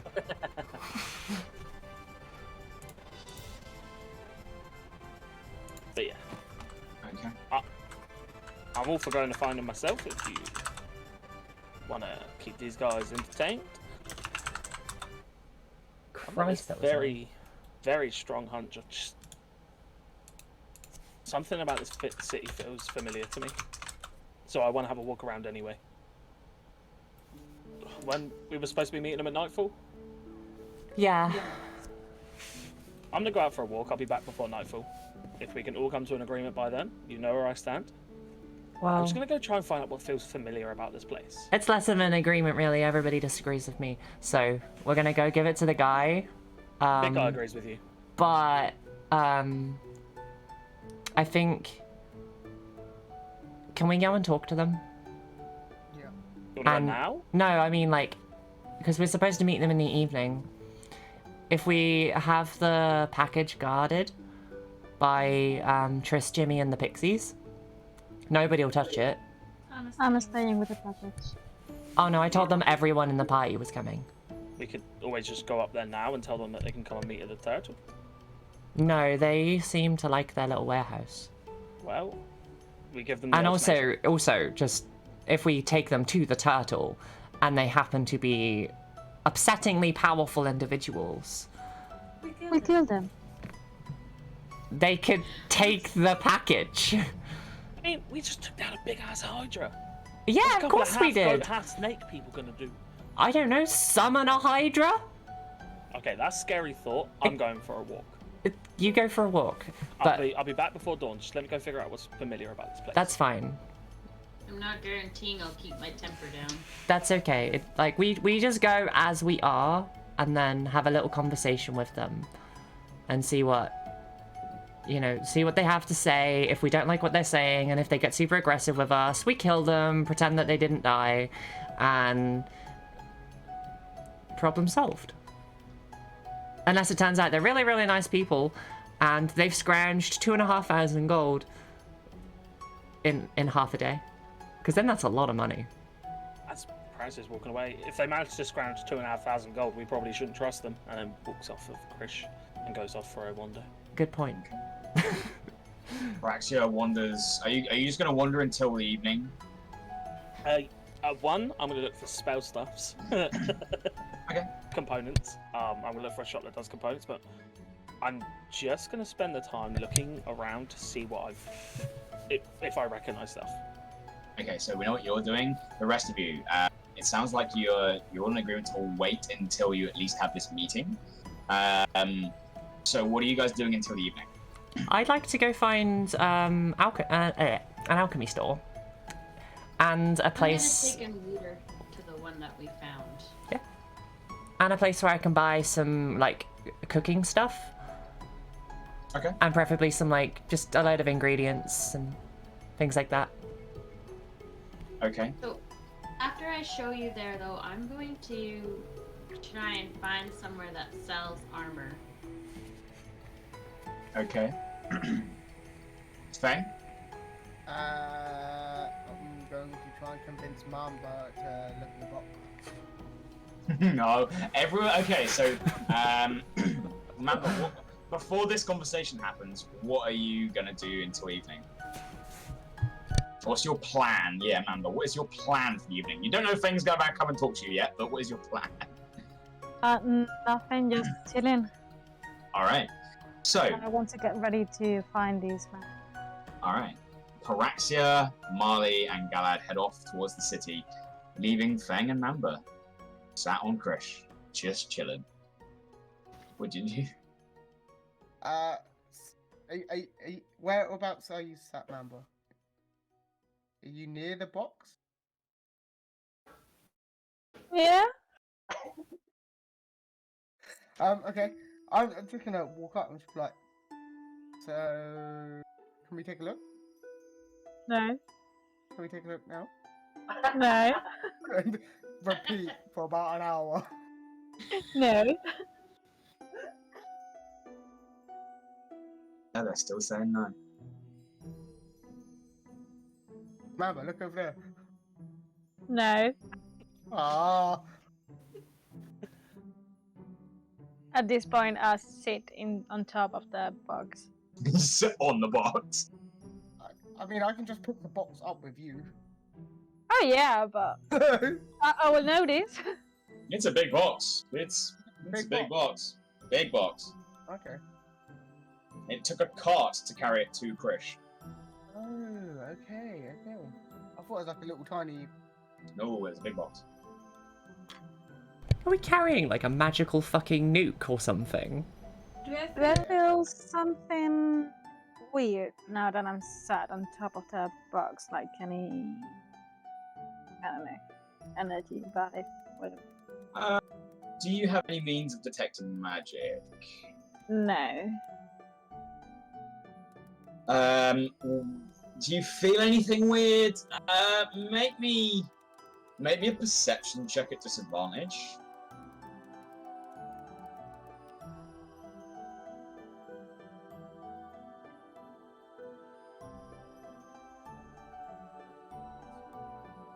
$11. It's hot, but you're in a desert, on the beach, in the sunlight, that's barely covered by the little shack that you're in. Not really. Not while sitting on top of the wooden box.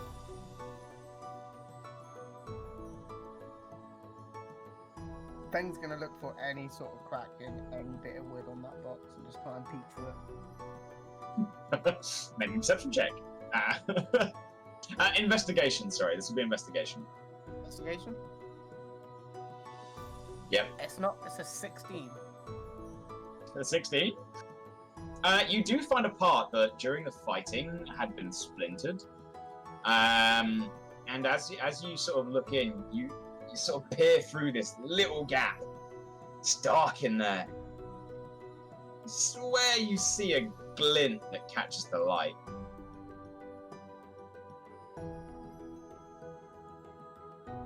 Is Mamba watching me? They're on top of the box. And you're like crouched down next to it like... Elamon is in a shack as well, so you're already Can like... you see anything? Yeah.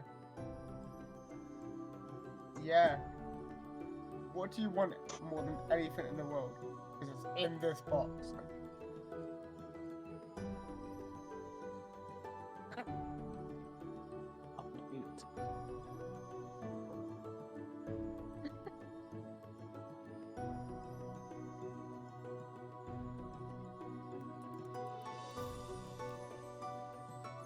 Any sort of like loose corners? I'm just gonna sort of like try the corners just to see if there's any loose bits. Any wooden plank can be made loose, but there's none that currently are loose. Closely as Mamba watching. They're like less than a foot away from you, just looking at you. Oh, Like okay. you're huge. You are on literally your stomach as you peer around like this box. It's a big box. It's like 2 feet, maybe 3 feet high. I'm just gonna sort of lean my body in the weight and then put his arm behind and try and put a corner up. So how's it? Make me a sleight of hand check at disadvantage. Mamba, make me a perception check at advantage. Oh, Feng's gonna slap.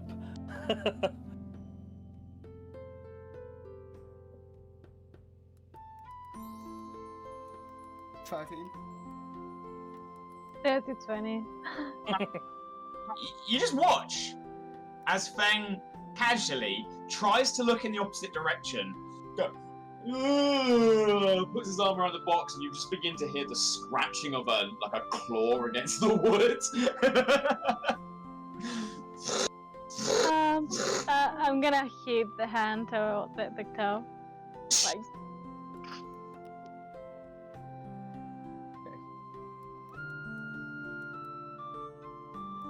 That's it, okay. Okay. I want to know what's in the box.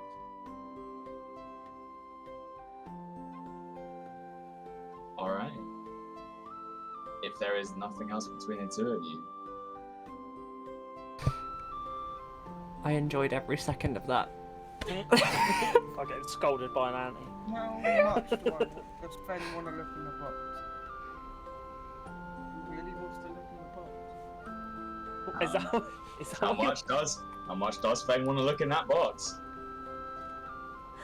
I swear to God. I'm gonna leave it for a second.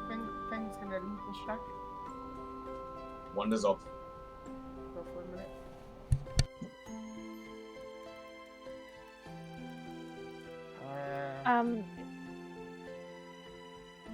I'm gonna cast Summon Beast. Wait, I don't know what animal. Give me a second to think about it. Okay. You start pondering, Feng wanders off. You have a think about what abilities you have. You begin weaving these sort of spiritual shapes with your hands. You begin to conjure some form of beast. I'm gonna cast King Cobra on top of the box, and I'm gonna give the order of this box doesn't open, and if someone gets close, fight. Okay.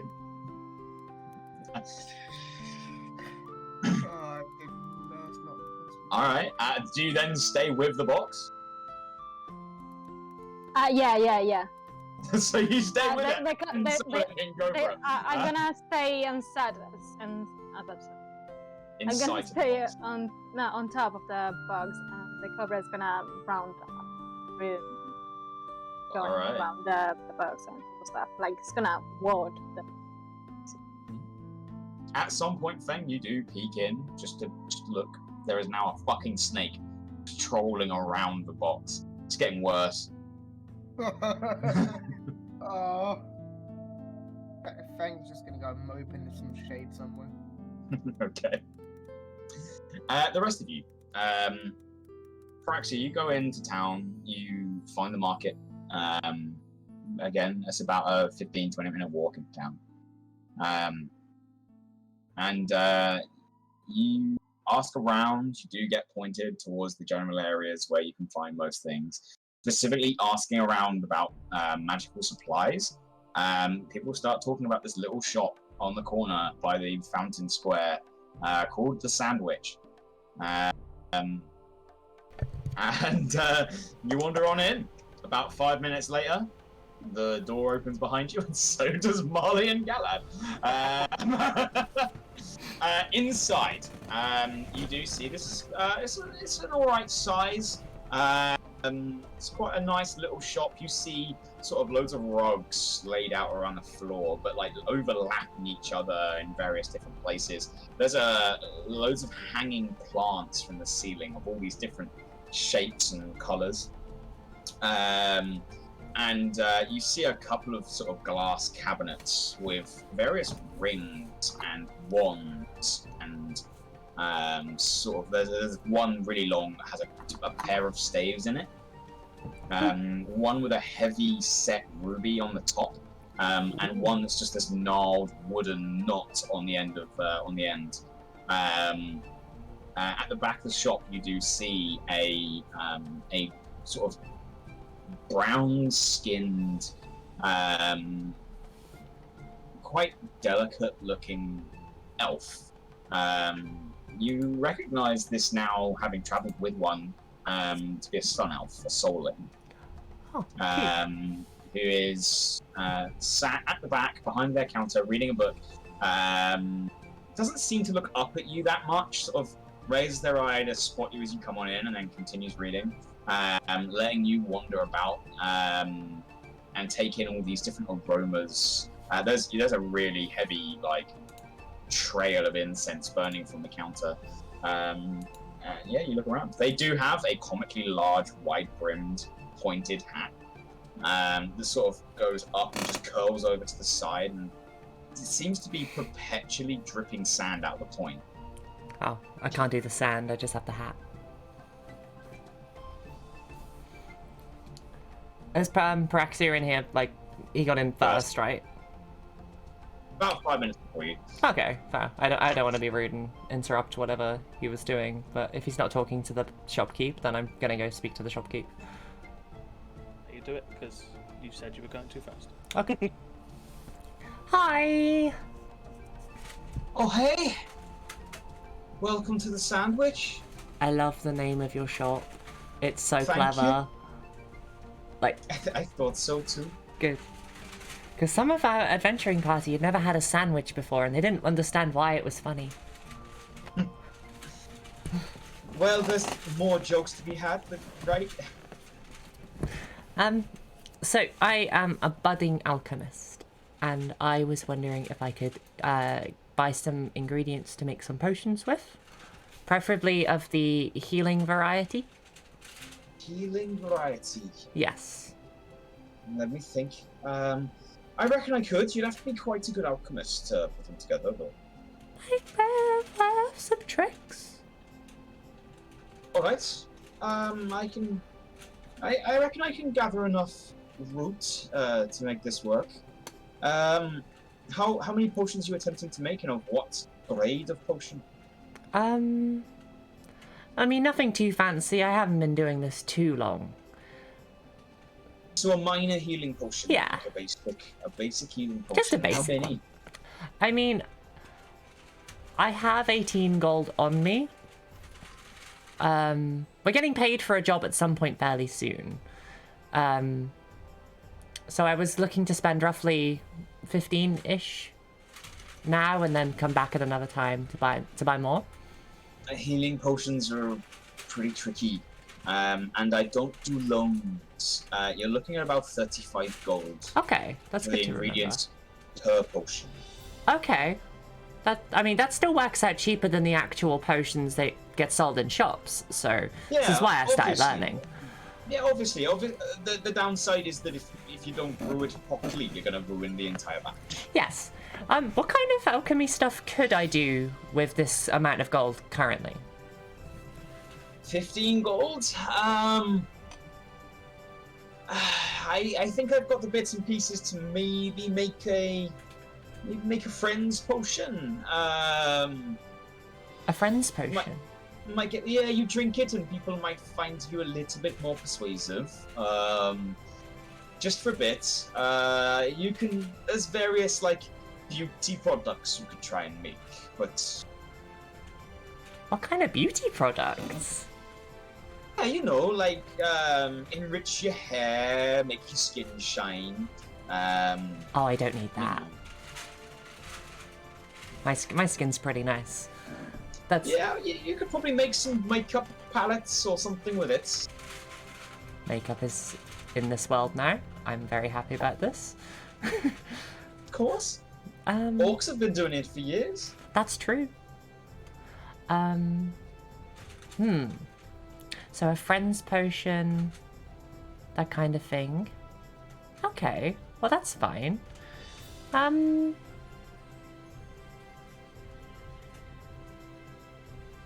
Yeah. Okay, in that case, I'll come back with the gold that we get, and definitely come and buy as many things for the healing potions. All right. Obviously, if you don't want to take the risk, I sell healing potions too. Yes, that's true. Okay, no, that's fine with me. I'll go and do the other things I need to do, and I will see you in the future. All right. I know that Paraxia wants to do some stuff here. Galad, is there anything you would like to do? Yeah, do Galad first because I'm writing down what I need. I want to talk to the shopkeeper and be like, so, I kind of have a problem. I can't wear armor, and I need some stronger defense. Badly. Do you know where I can find something that'll help? So you can't wear armor and you need another way to protect yourself. I mean, I do a couple of basic enchanted items that might help you out. You're looking at magic mostly. Mage armor scrolls, shield spells. I do a staff of shield. A staff of shielding, but it's not cheap. It'll put you back maybe 2,500 gold pieces. And what? But does it give me? So for starters, it will whilst you're sort of connected, attuned with it, it will give you sort of a latent protection against attacks. Some would say it is a permanent +1 to your AC. On top of that, it has a number of charges of which you can cast either mage armor or shield at will, without consuming your spell slots.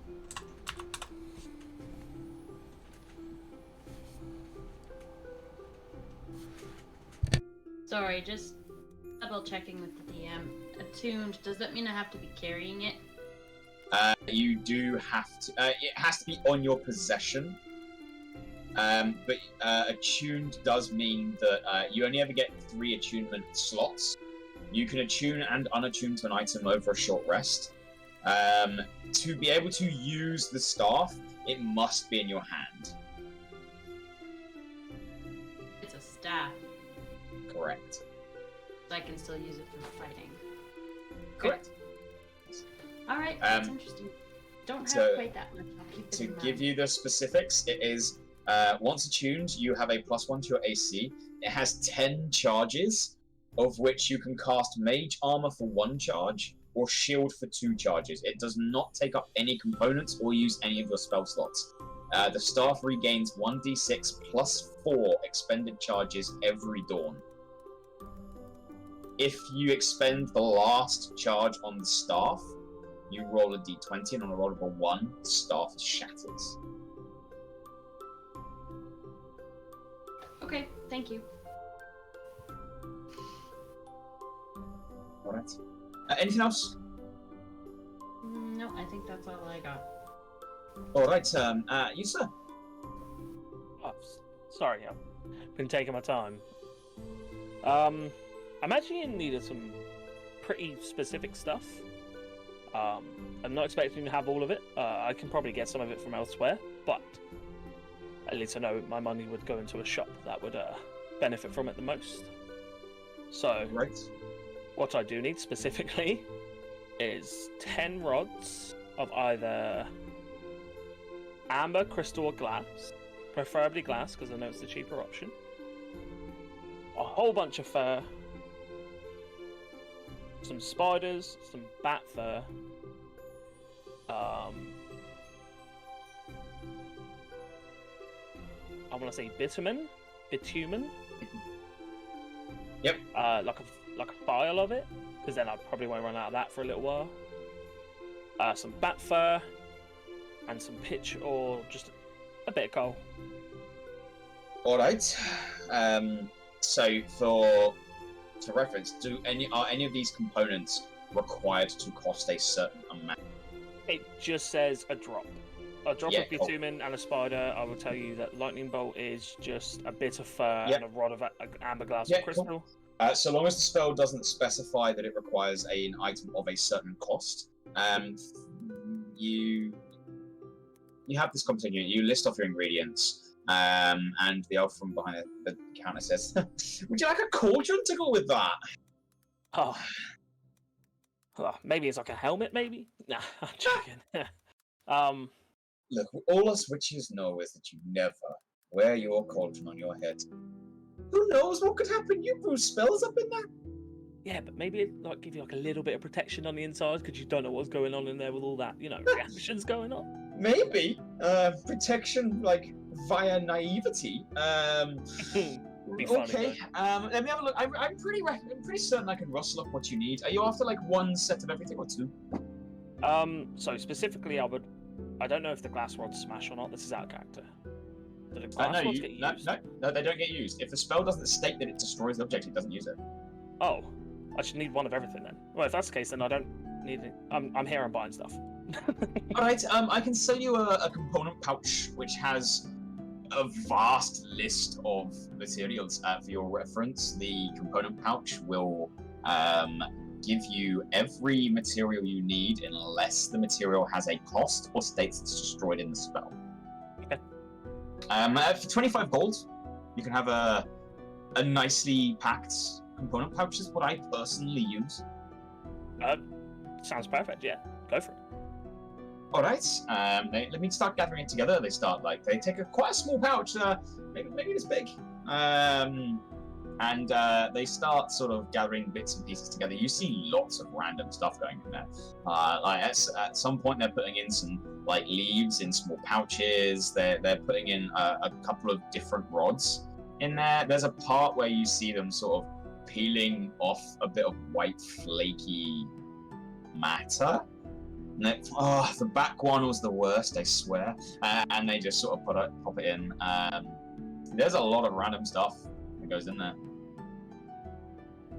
including a pine cone. Make a tree. 25 gold, please. Yep. Ching. All right, perfect. Is there anything else I can do for you? Now, out of curiosity, how much are your potions of healing? I'll put them at retail. Standard 50 gold. Do you want to drop them a little bit? I did make you laugh. Make a persuasion check. Oh, am I good at persuasion? I am. 19. 47. 45 and I'll buy 2. Deal. Done. Alright. You spend 90 gold and get 2 healing potions. They're just potions of healing, yeah? Just regular potions of healing. Good to know. I do sell larger ones. Yeah, how much for? The next size up, 500 gold pieces. I don't have that much gold. We'll still got 2 normal ones. Alright. I have 3 potions of healing now. Yay. All good. That's... Anywhere I can get a nice coat? There's a tailor, several tailors in the market. Just follow out by the fountain, first shop on the right, past the fish market. Is there any particular one that you would use? Quite like your coat and your hat as well, I will say. Oh, sorry. My roots. What is your name? Sorry, my name's Tessa. Forgot to ask that, didn't I? Yes, you did. Ugh, now I feel rude. Yes. So, Tessa, where would you go? Because, like I said, that hat and that coat's pretty good. Well, judging by your attire, you're not from here. Are you asking for a coat to travel around this place, or are you asking for one for general purpose? Both. I'll probably go and get a coat for when we're out of Alcatesh, but for the meantime, I think something cool to walk around in Alcatesh would be quite nice. In Alcatesh, when you say walking around, I'm going to assume you mean Dragon's Head. I will warn you, it's not the best place to go wandering around in. So long as you stay on the east and southern side of the mountain, of the jagged steps, you'll be probably wanting silk robe, something light. It's really hot in the desert. If for some ungodly reason you wish to travel into the jungles on the north and west side of the continent, you're going to want something light but waterproof. Okay. And probably exceptionally heavy armored as well. Well, as for the waterproof, I should be okay with that. But you said light and silky? Light and silky, yeah, that's what I'd go for. Do you recommend a hat? I mean, do you want one like mine? I sell them. Will it have the sand coming out of it? It can have whatever you like. Oh, could you fit it around my horns? Put some holes in it. Good enough. How about dripping a little bit of, like, seawater or something? Doable. It's not real. They hold their hand up in the sand, although it sort of gathers like sand. You do notice that by the time it actually hits the floor behind the counter, when you lean over them, it just dissipates into arcane magic. Is that going to be expensive? Glimmerweave hats, 100 gold pieces. So good. Do you think I look good in a hat? I think you'd look dashing in a hat. I'll take a hat. All right. Okay, so this is a non-attuned item. Do you specifically ask for a pointy one? Oh yeah. Okay, so you get a little witch's hat, and as you pop it on, they just say, right, now think of the effect you want on your hat. We'll think of seawater. Okay, and you think of seawater, and it just begins to drip seawater. Does it look cool, be honest? It's unique. I don't know why you'd want to look permanently wet, but right, I mean, mine's a gimmick. I'm the Sand Witch. But you can change it whenever you like. Just think of something like, you're on fire! Think of myself being on fire. The hat erupts into flames. Cool. It's not hot. It is a small, cosmetic, harmless effect.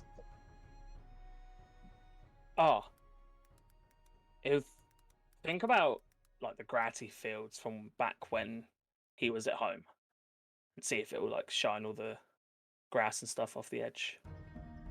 Yeah, the fire douses and tiny sprouts of grass begin to grow amongst the fibers of the hat, and begin specifically blowing in the breeze like the planes.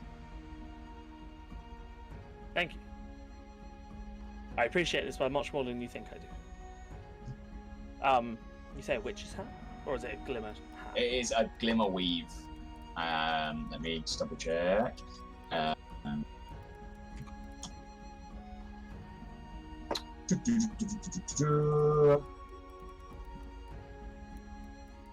I will find it for you and stick it in your inventory.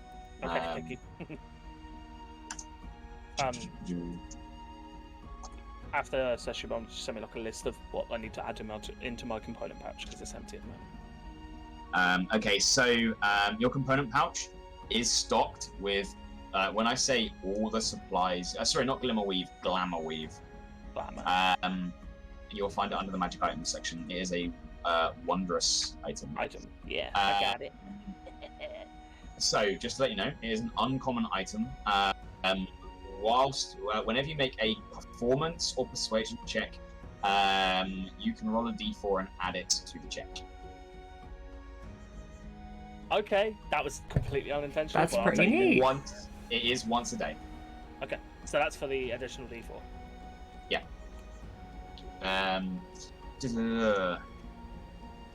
So your component pouch, whenever you cast a spell that requires material components, unless it specifically states that that component requires to be worth a certain amount of gold, for example, a diamond worth 300 gold, or the spell says it is consumed by casting the spell, you have every component for every spell. Okay, so I'm just going to leave it as empty and know that I've got the components to cast my spells. The ones that I recommend adding to it are the ones that cost you a certain amount. Okay, which I don't have any of, so I don't really need to worry about. If you don't have spells that do that, then you don't need. Cool. That's pretty cool. Alright then, I will tip my hat, and I will go and find myself a nice silk coat. Alright. You wander out into the market. As you do, the others are wandering around as well. Cooking supplies? Yeah. You after like ingredients and stuff like that? Pots, pans, So makeshift you're after ovens. So you're after the actual supplies. Are you after buying an oven? Do you plan on buying an oven? Less an oven, more a big pot that I can like brew stuff in. Well, brew is the wrong word, but a stew and stuff like that. Cool. So you go out into the market. You wander around. You wander past the corner. Just up the road, you see a place selling weapons. Beyond that, there's a small stand that does seem to have loads of different cookingware. You manage to find a quite a decent set of cook's utensils. Cool. For 2 gold pieces. Nice. I will take that.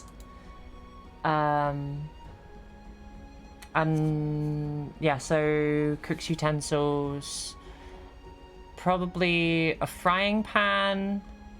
Comes included. Oh, does it?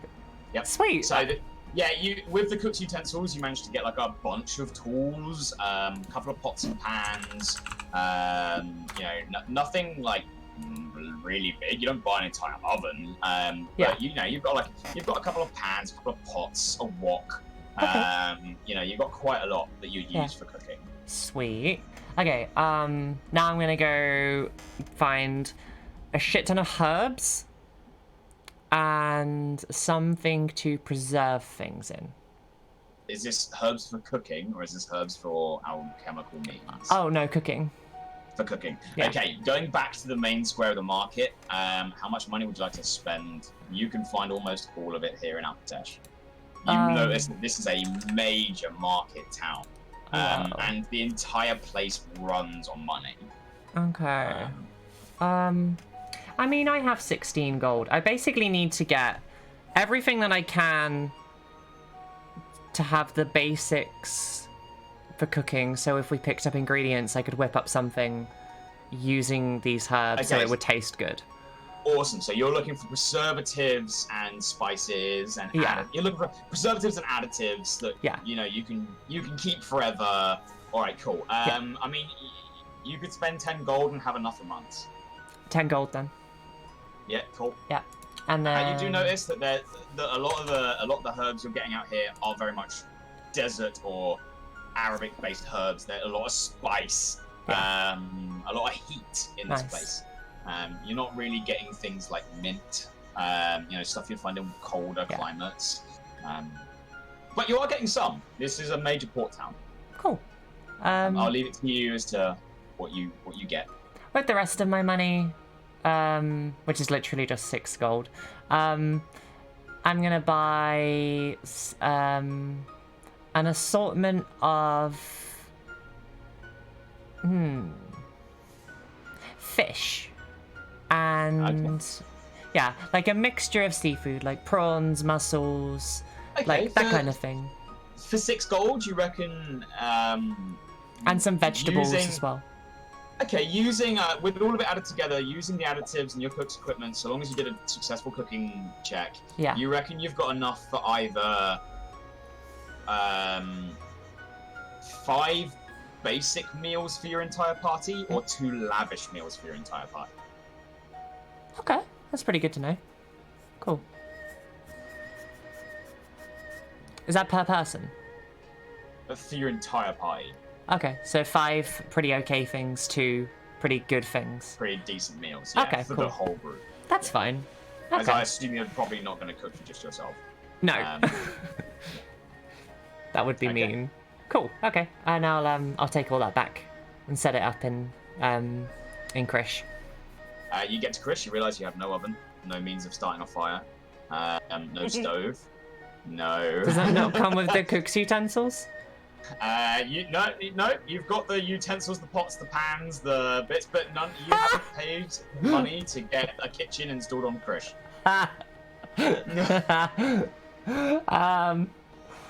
Do we have any wood lying around? Well, we'll come back to you. Cool. You do have like shattered barrels and boxes. Sweet. Galad, what are you doing in the market? You said you were looking for an armorer.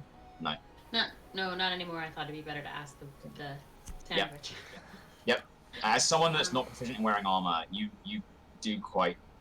come to the realization that without training, aka feats, or a magical item or a spell, those are going to be the ways that you're going to have to increase your armor class, or just slowly become more dexterous. Yeah, I'm just gonna go back to Krish. Okay, so last person in town is Paraxia. Yeah. I'm gonna go find me a nice dark purple silk jacket. Alright, you find several. You find one worth 5 gold pieces. When you're looking in the posh section. Oh, right? yeah. Cool, yeah, you find one, it's fairly nice, it's just a waistcoat, about 5 gold pieces. You find like a wonderful silk suit. It's like a pantsuit, really light flowing fabrics and silks. You've got some like various tassels that hang off in like a translucent or slightly sparkled fabric. It's got like a sequined collar, and sort of golden like thread fletchings for 25 gold pieces. But it's a full suit. Coming with shoes that curl slightly at the end. Practice going for the full suit. That's dapper as fuck. 25 gold. He's letting the young in him take over today, and he's spending whatever money he's got. All right. It takes a little bit of time. The guy inside is like, we'll do it. Tailor this to you.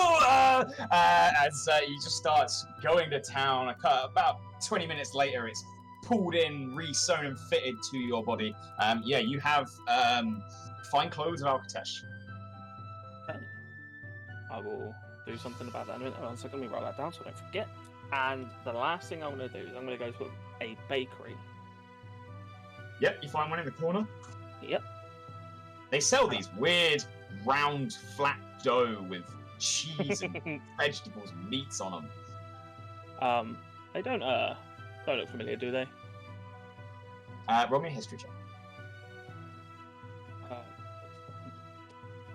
What's going on with these? I think I'm proficient in history as well. I am. It's a nice little +3. That's 18 again. Oh, 2 18s. No. Well. You go up and you're immediately hit with the sight and the smell of this place. And it does remind you of something. There was a member of your expedition that made these. Thinking back, you remember them being elven and they wore light fabrics, which was a really bad choice because you guys traveled to the world's heart, or towards the world's heart, and it was freezing cold. You remember specifically helping hand out like warmer clothing. They were a phenomenal chef.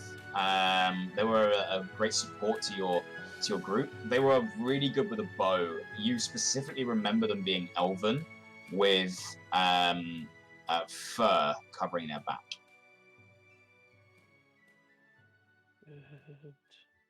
With bow, and I walk in, take a deep breath, and I'm like, right. I have these 2 members of my little party that we go around the world with. They're really into their sweet pastries. And I'm pretty mean to them. So I'm going to treat them. What would you say your 2 finest sweet pastries are? Sweet? That would be lemon tarts, I reckon. Sprinkle a bit of sugar over the top. How big are they? About. And how much are they per one? They'll put you back 2 silver pieces.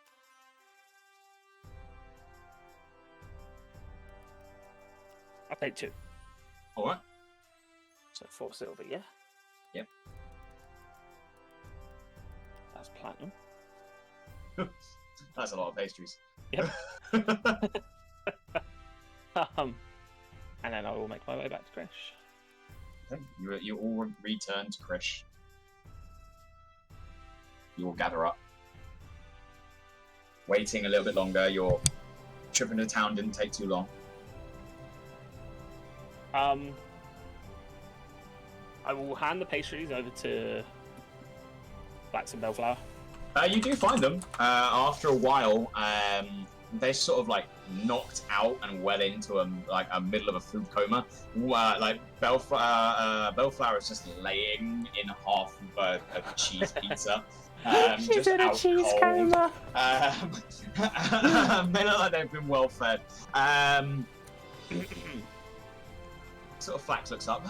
Hey, How we doing? great! The food here is amazing. I don't know which one of you 2 it was that tried to help out during the Hydra, but I appreciate it. That's all right. We're part of the crew too. Yeah, you are. I'm sorry I'm so mean to you. I'm not. You know, you're mysterious creatures that I've never met before. Surely you understand. And you've got horns. I do. They're pretty cool. You're tiny with wings. We've all got our little tricks, haven't we? Exactly. I've got a surprise for you 2. Oh yeah, we like surprises. And I'll take out the 2 lemon tarts and place one at the foot of Blacks, who's currently cheese dying, and give the other one. All right, this is great. Thank you. Yeah, sorry we couldn't get you the pastries from the last port, but we really did try. Yeah. We're still learning how to be crew chiefs, but we're doing our best. Not something I'd ever expect to be doing in my life. Paraxia, your hat It's cool as shit. is right? the coolest thing I've seen in a very long time. On that note, will you please make a persuasion check, Paraxia? Oh, my proficient. I'm not proficient, but my persuasion. Wait, persuading who to what? This is you aiming. Remember, you can add a d4 if you wish. I'm going to, but at this precise moment in time, that's a natural 20 for a 23. Nice. Do I want to have the d4? Do you? That's up to you. I'm not going to tell you whether you've passed or failed yet. Okay, yeah, I'm going to. And it's a 4, so 27. Okay. I will let you know that makes a massive difference. It's all right. Thank you. We accept your apology. Beg God. We'll accept your apology this time. Just know that as creatures of the Fae, when you say you're gonna do something, we expect it. Well, I understand that now. I have good news for you guys. I bought all of the stuff, and in my hands I'm just holding all of the cook's utensils. I bought all of the stuff to, like, make food and things. So I'm gonna teach myself how to cook. just That's amazing! Yeah. I now need to figure out how to make an oven, but I'm pretty sure it's just block, block, block, block, block, block, cover, fire. I can't see how this is going to go badly. And then I would like to scrounge as much, preferably stone, but wood is acceptable. You have no stone on board, Krish. We're on a beach, right? You're in a harbour. It's like a heavily built up beach. And looking around, this is not like a stone beach that we get here in Southampton. This is like glistening golden sand. If I looked in the ocean? If you want to go swimming. I want to go swimming, yeah, I'll go swimming. I'll have a look under the ocean for some at least enough rocks to make an oven out of. I'll go with you. Yeah. Okay. Paraxia, you can breathe underwater, can't you? Yeah. Yeah. Marle, make me an investigation check at disadvantage. You do the same, please, Paraxia. Although you can breathe underwater, you can't necessarily see underwater. And one thing you do notice is that in this part of the world, the water is incredibly clear. It is blue waves. You're thinking like barrier reef, like Hawaii kind of beaches. However, the deeper you go to get to like the bottom to where you want to find a more rocky area, the vision does start to drop out. The light just tends to go. Cool. You said you have dark vision. It does help, but it's still dim light. Yeah. Okay. You said investigation, right? Yes. I got a nat 20 twice. All right. A natural one on the other side. Okay, Paraxia, you come up with like a couple of seashells. That's really nice. Decorative. Double 20 gets counteracted for the fact that I rolled a 1 and a 2. It will take you a while, but you can start like ferrying some quite large stones from the bottom of the sea to Vanquish. I'll help you with that because I have a 40 feet swim speed. Hell yeah. Okay, it does cut the time down. You do pull them up. It takes you about an hour, but you do come back up with quite a large quantity. Can you go ahead and make me a survival? Actually, just roll and add your wisdom modifier for me as you try and build an oven. Okay, nat 20. Sorry, a 20. Sorry, a d20 with wisdom, right? Plus your wisdom modifier. Yeah. Sweet, that's a +2. That's a 16. You build an oven. You're pretty certain you built an oven. Where are you building it? In the storage shed, or just on the back of British shell? Somewhere inside him. That's not close to anything. You can't get inside the shell.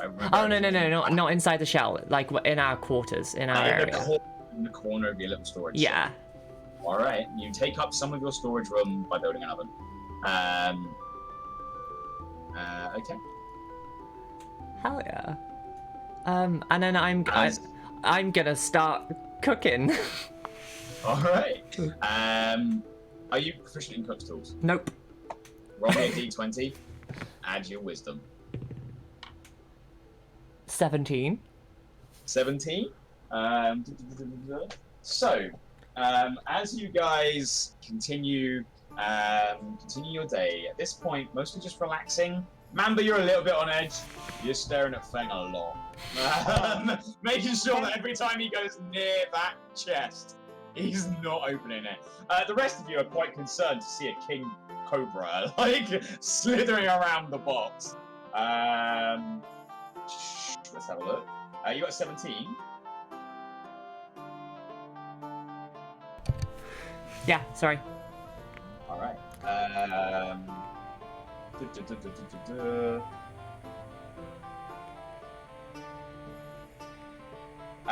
Okay, so for that evening, you take some time.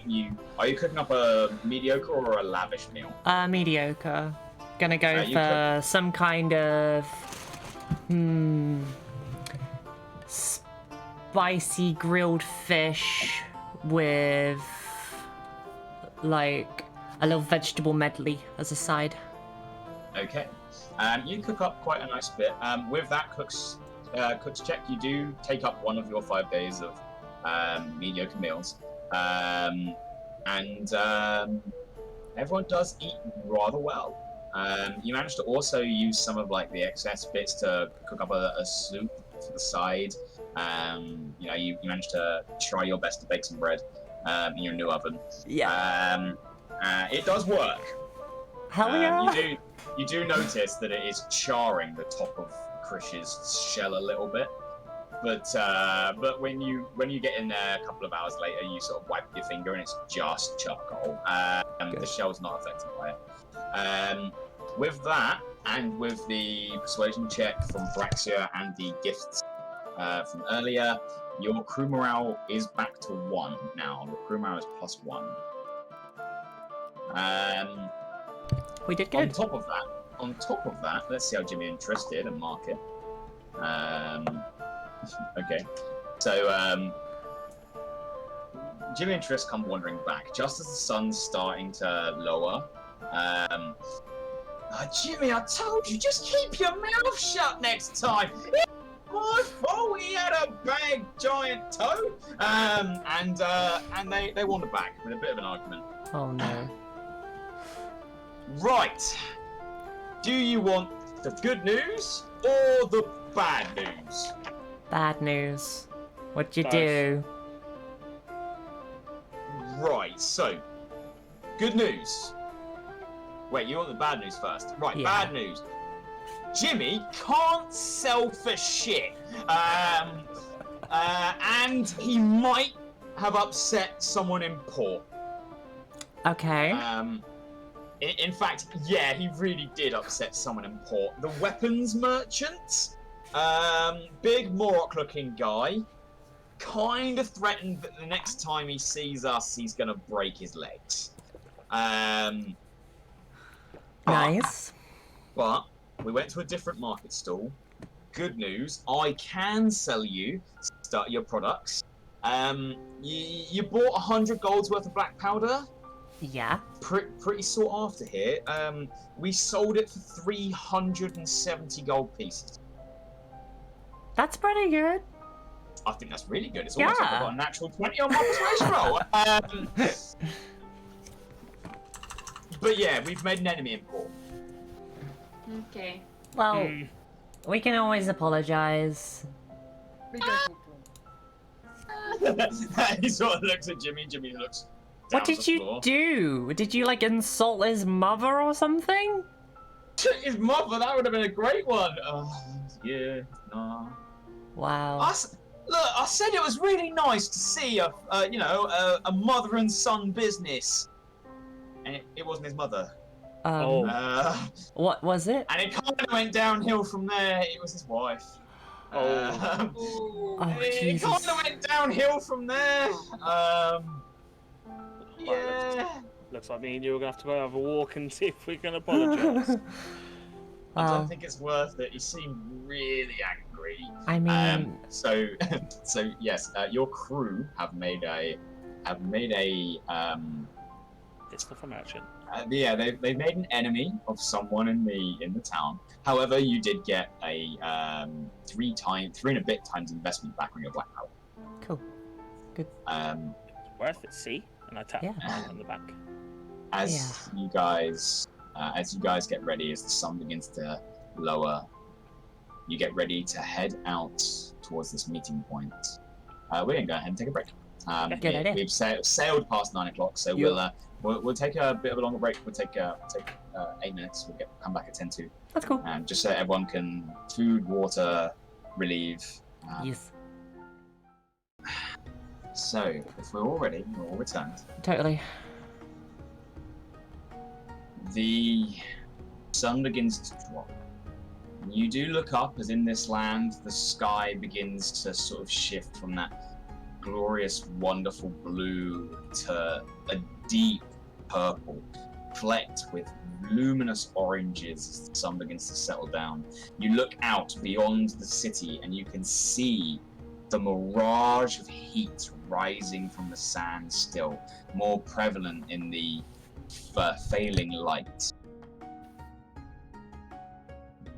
You know that about this time, you did agree to meet. However, the evening is yours. So, What do you do? So, We can were I gonna- look at the box? no. No. If everyone was still okay with going to those people and just hearing them out for a sec. See what they have to say.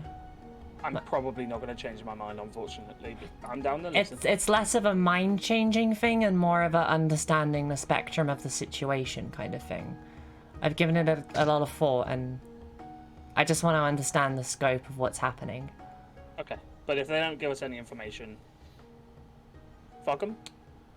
Well, we'll walk out, and they'll try to probably take it from us, so I can imagine this might not end particularly nicely, because they're going to be Cool. they're going to be quite disagreeing with us giving it to the guy we're supposed to give it to. So, Did you describe our party at all? no. They have no idea what we look like. Well, they know what me, Feng, and Mamba look like.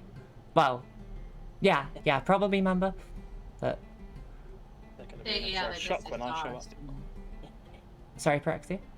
So they're going to be in a shock when I show up. He says in his silk suit. I mean, they're snakes and goats. I don't think anything's going to shock them. That's a good point. You look great, but I don't think it will shock them. Thank you, babe. Just don't go looking noticeably angry, because I told them to, hold their weapons back, so nobody draw your weapons or anything like that. Unless they start shit with us, then we, no holds barred. That's good with me. Trist, Jimmy, Flax, and Bellflower. Yeah. I need you to guard that box with your lives. With our lives. With your lives, yes. You're paying us quite a bit. Yeah. All right. Thank you. I'll make up some. I'll make it. Not captain, but yeah. No, Chris is the captain, unfortunately. Chris is the captain. Yeah. Yeah. Bit hard to argue with a dragon type. Hopefully we won't be gone for too long. But I just don't have any trust in this group of people we're meeting.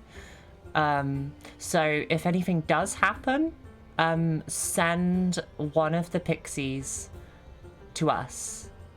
If that's okay with you, Right. Flax or Bellflower? We're on it. Thank you.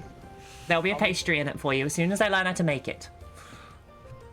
As soon as you do. Before we go, is there much charcoal underneath the oven in the storage room? I'm trying There's to a keep it little bit. clean. There's a little bit. But there's like certain stuff all over the inside of the oven. Yeah. Yes. Paraxia will spend 5 minutes gathering it up in his hands and wiping it all across the seams of the door to make it look like it's very explodey in there. Fair? Okay. To make it look like maybe it's been burnt or... Yeah, try and make it look unappealing to enter. I see where Okay. you're going. That makes sense. And then he'll dip his hands in the ocean, clean his hands off real quick, and then we'll go. Cool. Okay, are you all going? Yeah. Yeah. Does anyone want to stay? Should we keep someone here to stay? I mean, I trust everybody that we've left. I want to stay, but I also don't just want to purposely piss them off. She said she's bringing all of them, so... Yeah. We could send... Quick thought. We could send Jimmy or Trist and keep one of us here. If they That's don't know what I- what... If they don't know what two of us Feng, look I'm like, not that- leaving you alone with that box. I won't look in the box. Do you think I was born yesterday? No. I can stay. Galad's way more intimidating than I. Okay. That's fine then. Pick one, Jimmy or Trist, as I'm walking back up. Jimmy. Jimmy! Yeah. And I hand him my sword. Okay. And I like sort of tuck it in behind him. It's only a long sword. I tuck it into like his jacket. If it disappears, don't panic. I've summoned it back. All right. Yeah, I'm a bit magical like that. It's pretty cool. It's alright. Oh, well, you know, if things go down, at least I've got a dagger. If things go down and it's not gone, can I use it? Yeah, go for it. Oh, thank God for that. It does count as a magical weapon. What? I'll explain it to you when we get to sit down and have a beer with it. Alright, question. Are you attuned to this blade? It is my packed weapon, but it does, as we've figured out, it doesn't disappear unless I summon it. Correct. It does also not count as a magical weapon for Jimmy. No, but I don't know that. Okay. That's what Jimmy out for me. Are there any more preparations that you guys want to make? I have something I'm gonna do when we get very close to it, but nothing yet. Okay. If there's nothing else, you guys head up the dock as the sun begins to set. You do notice that there are a series of sort of small globes that hang from various buildings or palm trees that, as the light dims, begin to sort of let off this faint blue glow around the city streets. They have some form of lighting here. Pretty. As you guys make your way towards the alleyway, turn in, head up the wooden stairs, retracing your steps. You guys march through the small maze of narrow, winding passageways, your feet clanking against the wooden boards as you turn the corner and up ahead, 60 feet away, is the door. Before we open the door... Yeah. It's already open. It's There's already an individual standing in the doorway that looks across to you. Okay. Waiting, expecting.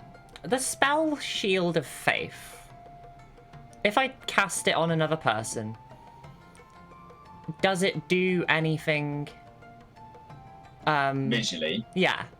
yes, it's a glimmering golden shield. Okay. I'm gonna stand behind Jimmy. I'm gonna roll a stealth check so I can do this. For what? To cast it on him and make it look like Jimmy cast it himself. So I'm gonna whisper in his ear, make it look like you're casting something. I thought we said we were going in easy. I didn't do this earlier and I should have. That's fine, it's fine. We'll wait. It's okay. Okay, Sorry, I'm annoying. right. Okay, and then I approach the door. Okay. As you approach, the individual sort of gestures you and then steps inside ahead of you. You guys have a small gap as you approach. You enter through the door one by one. Find those of you that haven't seen it, find yourselves in this large warehouse. You go around the first set of shelves and you see only two of the individuals. You see, you're having not seen much. Mamba, you do notice that one of them, the one that you remember was called Kendrith, with the snake eyes, is one of the two. And you get a good idea that they were the one at the door. You've arrived. Good. Yeah, I have. We have arrived, and I'm already noticing something. Where is the rest of you? You told us to come unarmed. Several of them are in disagreement about having this conversation entirely. Right, and where are they now? I've sent them away. Told them explicitly not to cause trouble. Right. I didn't want extra tensions in this talk. Fair enough. Okay. That's. I'm also noticing that Continue. Sorry. one of you is swapped out for one of your crewmen. So I assume we're even. Yeah. We had to make sure nobody tried any funny business, so one of us decided to stay guarding. I understand. So obviously, if there is any funny business, we will be getting a message very promptly.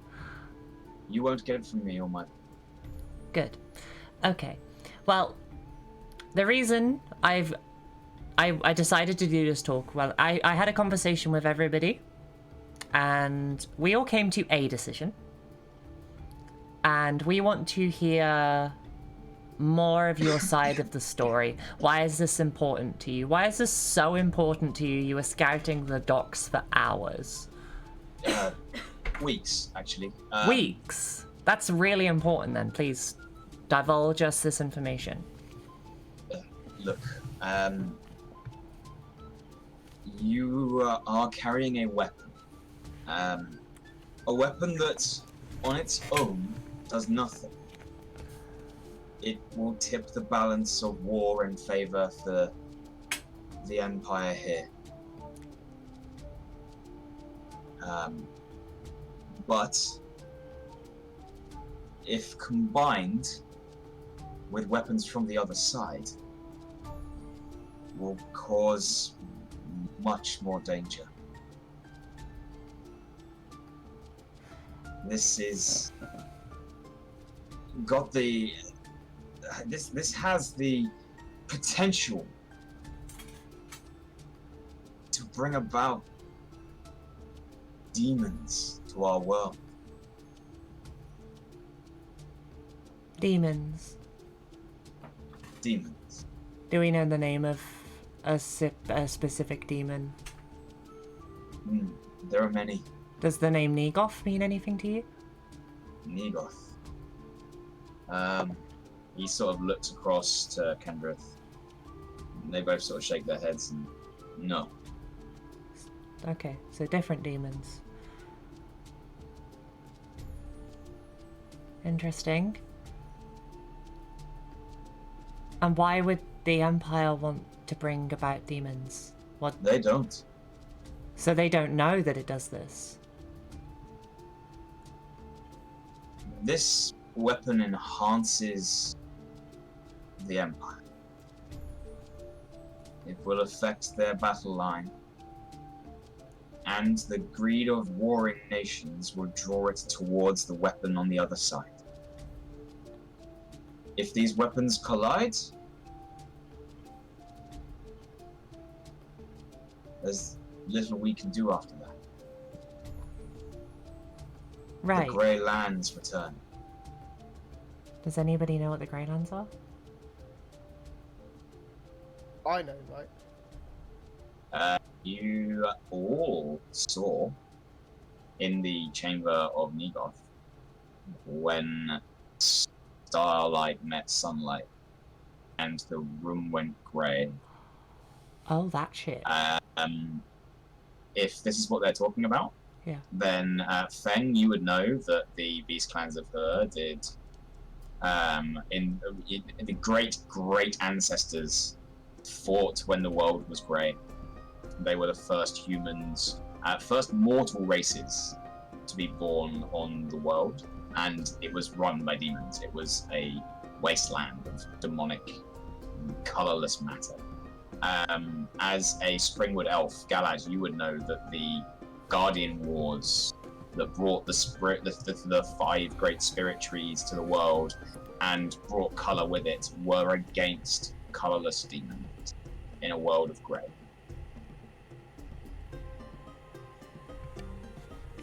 My people are duty-bound to not let that happen again. At this point, he does take off his hood, and you see he is he's elven, sort of quite plain features. He has long brown hair. On top of that, though, you do see that looking down towards his feet, now that you're all looking, just in the lantern light, he has hooves and he has fur covering his entire body. What do we think, everyone? Does that change your minds? I've had a lot of time to think about this after seeing the outside world. And I'm going to turn to the elf and I'm going to go, is there a summer, a winter, and an autumn tree as well?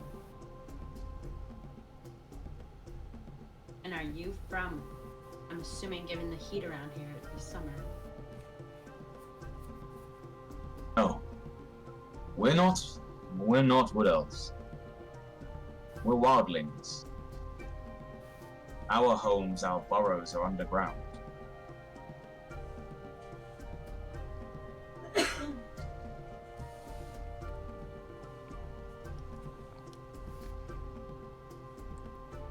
then what is the duty that bounds you to make sure this does not come about?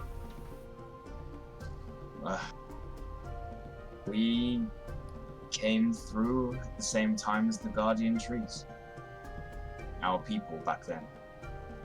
We saw what the world was. Our leaders and our burrows that then spread out across the world, determined to consistently fight the colorless wherever we find it.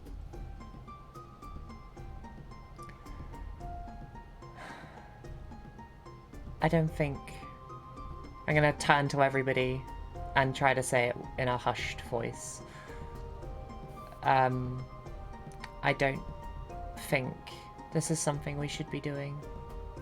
Like selling to the big Iron Fist guy.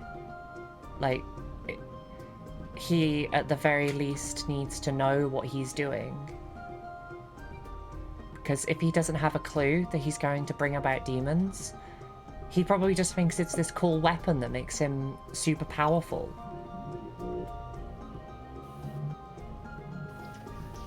But like, imagine if they did that and then the fight ensued and then the weapons collided. Grey shit everywhere. We can't do that. No. And like, just because some pirate from Driftwood gives us a bunch of money. These people are offering to pay us 1,000 gold. I don't remember what our original price was, but, you know. I say we go toss it in the middle of King Ocean and just wash our hands of it. Yeah. What would you... I'm going to turn back to the elf. Maybe later thing. What are your intentions with this? We would take it back to the burrow, spend as long as we need to remove the enchantments from it, and then ultimately destroy it. Okay. Can I insight check to see if I can feel that they're telling the truth? You may. Oh, nice roll. That's a 19. A 19. There is this solemnness to his voice and a sincerity to his tone that you get the feeling that he's struggling with the idea that if this conversation goes south, it will turn hostile, and you get the feeling very specifically that he is not after that. You don't seem to get an indication that he's lying. Right. Okay. I think if we give it to these people, we can take the gold. We don't even have to stay in this town very long. We can just sail to another one or It's something. very hot. It is very hot. If we upset the Driftwood guy, then that Dreadmaster can deal with it. Like, I would rather give it to these people, make sure they have it destroyed, and then just be on our merry way. We have our own shit to deal with, rather than a pirate king trying to orchestrate what we're doing with our lives. Like, I know we said we do this as a favor, but, you know, that's kind of what he's doing. I don't know if you guys are in agreement. I don't just want to speak on behalf of us. We can promise we have no intention of using the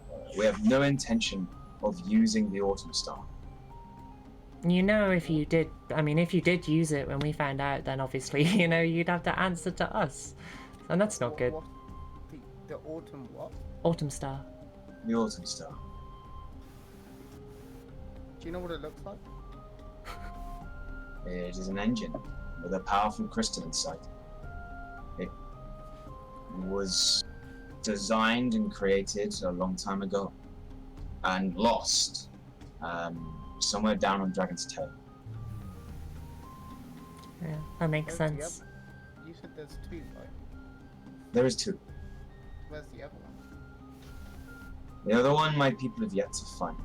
It is somewhere in the jungle. The Gnomelings have it in their possession already. Who are the Gnomelings? The second empire on Dragon's Head Island. Ah, They are the Moon Elves. Right, okay. Okay. This And then- is goofy. In a really over-the-top fashion that I'm hoping my crewmates will catch on to, I'm gonna get really angry at just everyone in the room and say, I'm going back to Krish right now and dropping it in the middle of the ocean while looking at the ones we're talking to and seeing if they have any kind of like scared reaction to it. They don't seem to react.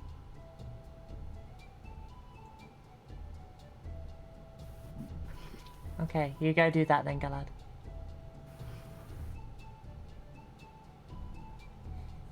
Although maybe don't destroy it just yet. No. Without disenchanting it. That won't be destroyed. Right. Well, Didn't he say it's fragile? Whoever told mean- you it was fragile is a liar. I mean, I would assume they said it's fragile so that we wouldn't touch it, because, I mean, if you tell somebody something's fragile, it's just assumed that if you touch it, it just shatters or something like that, so it just stops us from getting our hands on such a powerful weapon. I mean, it kept me away from it. That's very true. Just for, curiosity's sake, Galad, do you remember how much we were promised? And please whisper this to me.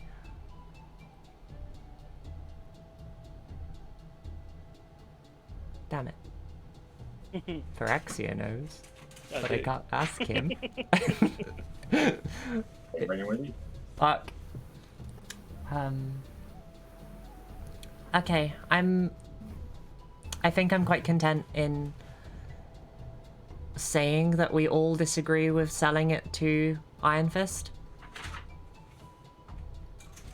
Due to the nature of its power and what, you know, its bullshit that it can unleash on the world. So wait. Hang on. The other one's already on this continent? Yes.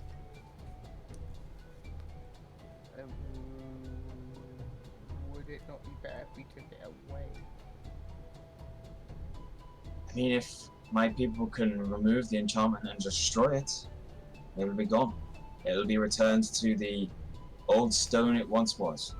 If your people get attacked before you can destroy it. There is a reason we hide in the shadows of the city. Although this is a Morok settlement and a city of the free people, we're in Soling lands. There's many that would be spies for the Empire. Is it safe to assume that you need some kind of escort? We can neither pay for it, nor do we trust many to travel with us. Well, you were offering me 1,000 gold earlier. And that would be the last of our coffers. Right. Our people will have more, but it's quite a journey. Okay. How far's the journey? 3 days by horseback. If we go through the capital. That doesn't sound very clever at all, walking through there with a 4 well-ending weapon. days. Sorry, 4 days. Yes, especially as the individuals that Iron Fist intends to sell it to are in the capital. Yeah, we should definitely avoid big built-up cities. Do we think we should escort these people? Please no. No? Okay. Remember, we have our own shit to deal with, and I point at my wrist. Yeah. Well, where's the nearest shrine? How about we trade for information? That's true, we could, yeah. The gold and The information. gold and some information, I think, would suffice. What information do you need? We're looking for specific shrines. They'll be very hidden. Not the kind of thing that's going to be on any regular map. Shrines to that demon that I mentioned earlier. We are working to fight against it. Much like your cause. Snap. Have a look. Just a friendly reminder that in the pinned messages of the discussion there is a map of That's Where the shrines are. shrines. pinned. Cool. Yeah, I need to remember where it is. It's There we go. Yep. We're currently where Marle is, right? yeah, we're right on top of one. Yeah, that is our protection. What the fuck? We're right So- on top of one. As I say, in theory, we're right on top of one out of character. Yes, And then there's another one in those forests. in the jungle. Yeah. I'm going to point to that on the map in front of them and say, is that roughly where you are? Or, like, in any direction? Which one are you pointing at? The one on the left of Dragon's Head. No. The one in the jungle. Yeah. They shake their head. No, that's nearly in the heart of the Noomling Empire. Right. Oh, we gotta take care of our stuff here. Yeah. My people's burrow.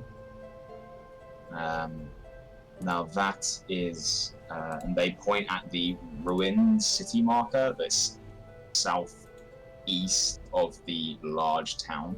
Uh-huh. That is, they indicate is the capital of Dragon's Head. Right. Oh yeah, I see it. Okay. Well, That one, yeah. That one. And the marker is like here. You have one that's, you have one marker that is on our protection. The other one is somewhere in that jungle.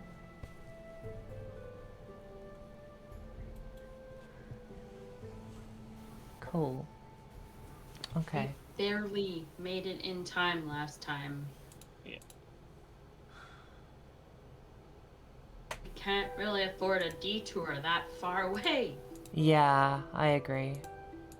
Yeah, looking at the map, it would be avoiding the city would be about a 5-day journey by horseback. Off of the roads. Okay. Feng, make me a history check. History check. History check.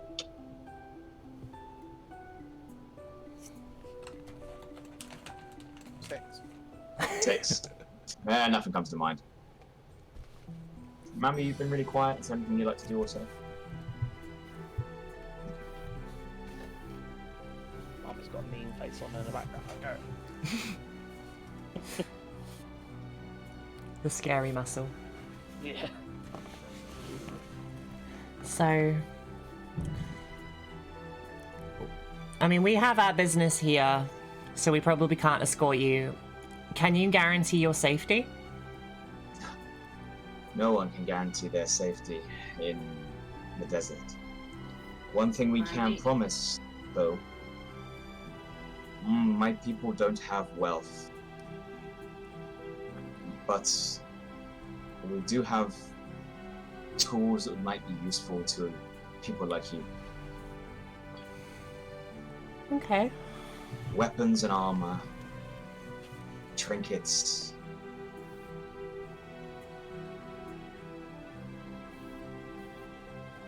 We can make it worth your while.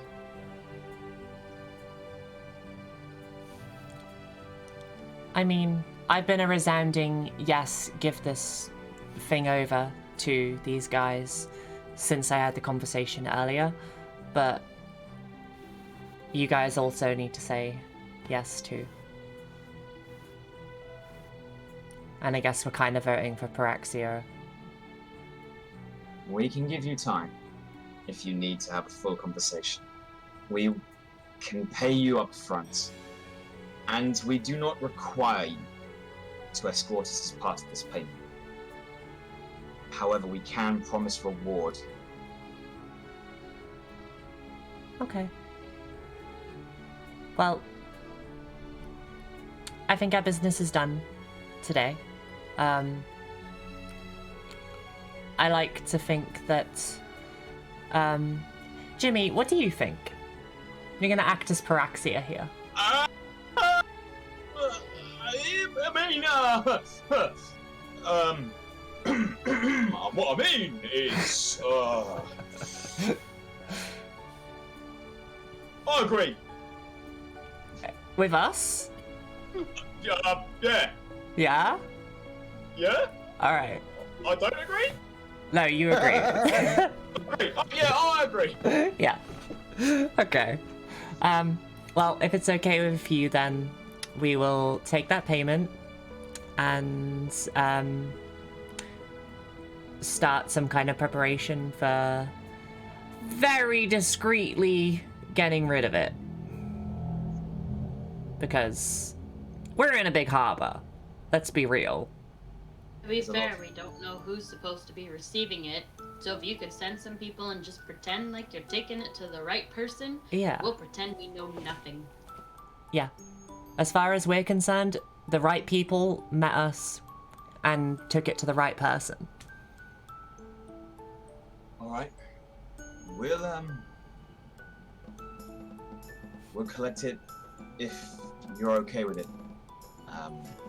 Tomorrow morning before the sun rises.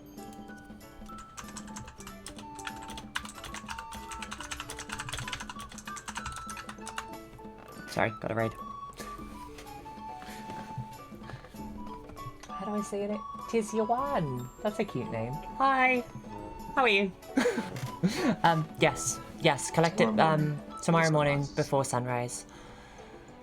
Okay. No problem. We'll bring your payment now. Wonderful. You have a good rest of your day. Oh, Have a good night. And be watchful. As to you. The Soulings will want this. And I'm pretty certain they will have been made aware that it's been found and trapped. Lucky we're the ones that had it. We have conscience. We are lucky. And with that, I will leave. And then just breathe a heavy sigh of relief. we are not escorting mysterious cargo ever again. Yeah. Ever. Yeah. Shouldn't have done it in the first fucking place. Well, I can't believe that guy told us it was fragile. Like, fragile? Yeah, that's a word to describe a war-ending, like a world-ending machine. Like, fucking fragile. Next time I see him, I'm gonna kick him. Fucking fragile. You guys ever vote on this again? I'm gone. We probably won't be working for him again. I don't mean just for him. I mean for anybody. So no more under the counter Until dealings. we get our shit together, we Yeah. are no longer swords for hire. Do I make myself clear? Honestly, really fucking agree with that. Because you don't seem to remember between times. Yeah, I don't want to do. I don't want to do this again. I need to tattoo it on your skin. Please don't tattoo it on my skin. If I'm gonna get a tattoo again, it's gonna be a really nice tattoo. Maybe like a butterfly. Yeah, we're not gonna do this again. Can't trust that Dreadmast for shit. Let's go back to the ship and relax until the morning. And tell Paraxia what just happened too. I'll talk to Paraxia. Alright. Unless there's anything you guys would like to do, that the rest of you would like to do, you begin heading back to Krish. Your conversation about accepting a deal about unknown cargo that you're not allowed to look at for an enormous amount of money from a pirate admiral goes by. And you guys do return to Krish. I would like to, as soon as I get back to Krish, actually ask Paraxia how much we were gonna get from Dreadmast. I've got it written down. It's only like it's between two sums. It's either 350 gold or 1,500. Okay, so we're either capitalizing or slightly undercutting ourselves. Huh. I kind of done this cleverly. Anyway, Nice. So you get back to Krish. Yeah. And I'll tell him everything. I'm gonna talk to Paraxia since we were both just on a bit... the same side from the start. It's just a bit sketchy. It all is. Yeah. It's the best way we can wash our hands of it. Yeah. Besides going to throw it in the ocean.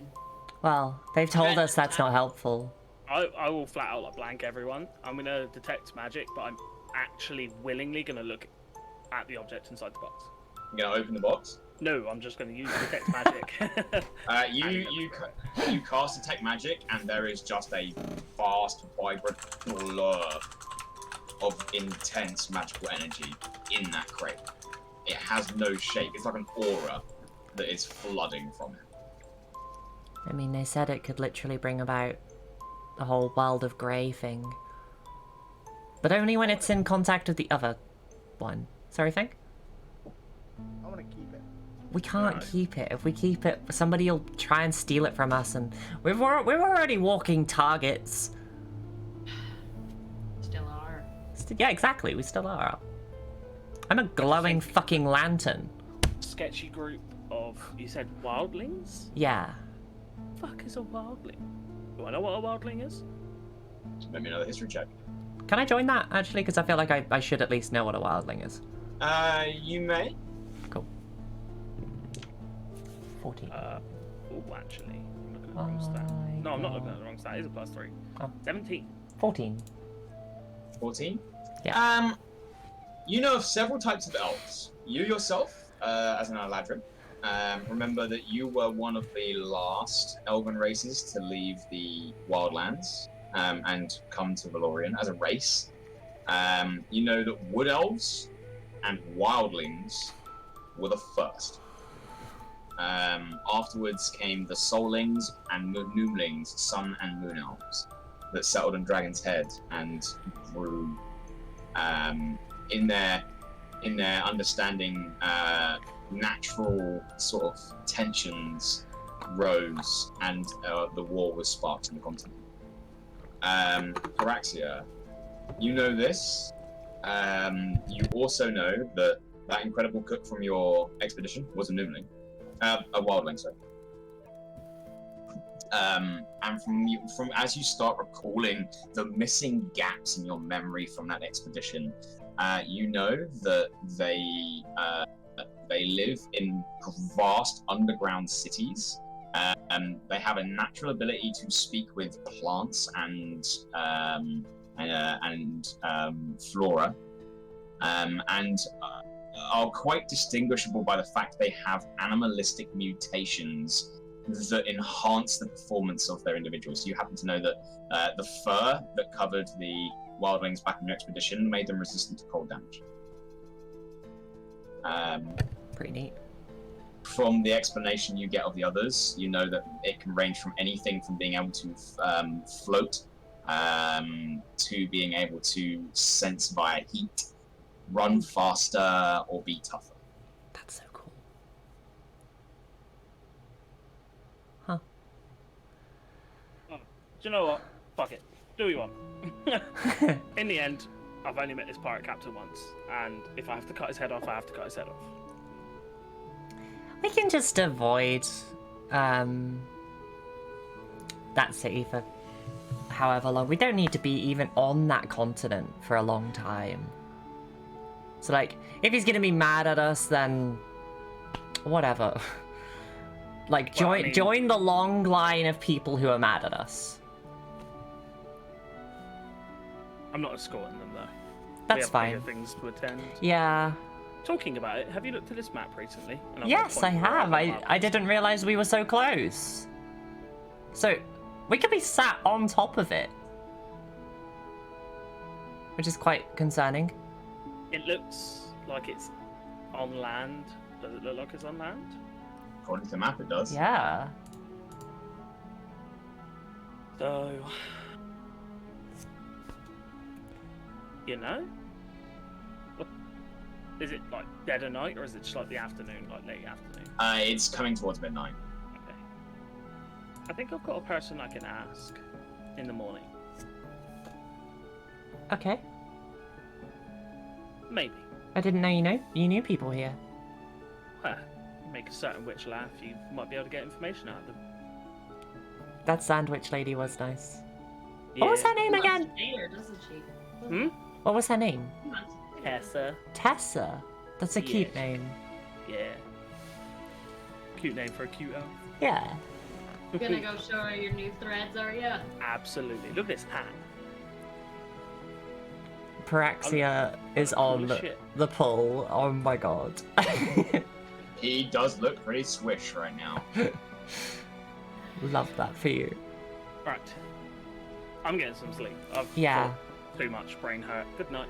And That's I'm gonna fair. go and fall asleep. I'm gonna wait for everyone to fall asleep and I'm gonna do something.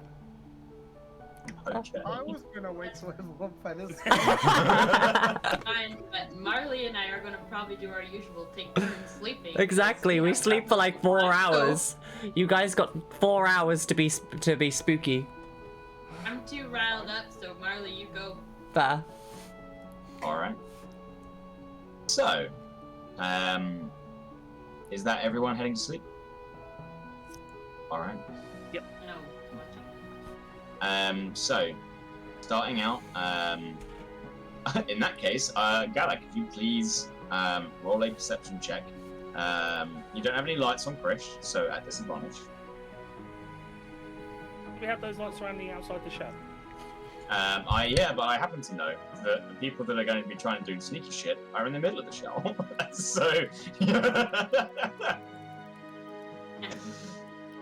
10. All right. Can Feng and Paraxia roll me initiative? Oh. Oh. Does anyone else want to wake up during the night to do something? Well, I can see your roll on D&D Beyond, and I know I beat you. So I rolled a 12 for an 11. Actually, you wake up first. Yeah. You look around. Galad's awake. Ha. Everyone else is asleep. Are you attempting to stealth your way out of here? Took my clothes off, but I've got my armor on, right? You 'Cause Yeah, it's you would have your armor off when sleeping. I imagine it's the most comfortable would be to have your armor off. I'd spend. How long would it take me to put that armor on? You're wearing medium armor. It is scale. Yeah. Medium armor. I believe it's 5 minutes. And without it, I am. Oh, a weak boy. Holy shit! I'm putting my armor on quietly. Wishy. Okay, you put your armor on. Are you attempting to sneak out of here? Well, if I've not got my silk clothes on, I'm going to quietly try and sneak off of one of Krish's legs and get in the water. All right. Make me a stealth check. It was a perception of 11. So. Ah, I've got disadvantage. I'm wearing scale. 10, I think it was. No. What was your perception check? Yeah. Yeah, 10. Yeah. What'd you get? Bad. Oh, I rolled a 15 and a 14. That's -1, so 13. 13. You quietly sneak off of Krish, down one of the flippers, and sort of Navy SEAL style, just Yep. under the water, and swim away. What do you do? I'm gonna check the coastline, and just sort of underneath where, basically along the coast. I'm gonna spend like an hour doing it. Looking for like an entrance. Clever. Okay. Spending an hour, make me an investigation check. Natural 19 for a 22. 22. You spend an hour. You do find a couple of like where it starts to get more rocky and by the cliffside, you do find a couple of small, like, eroded away caves. But you spend a while investigating and searching and looking around. You don't see any sort of like passageways or anything within an hour's worth of swimming away from the port.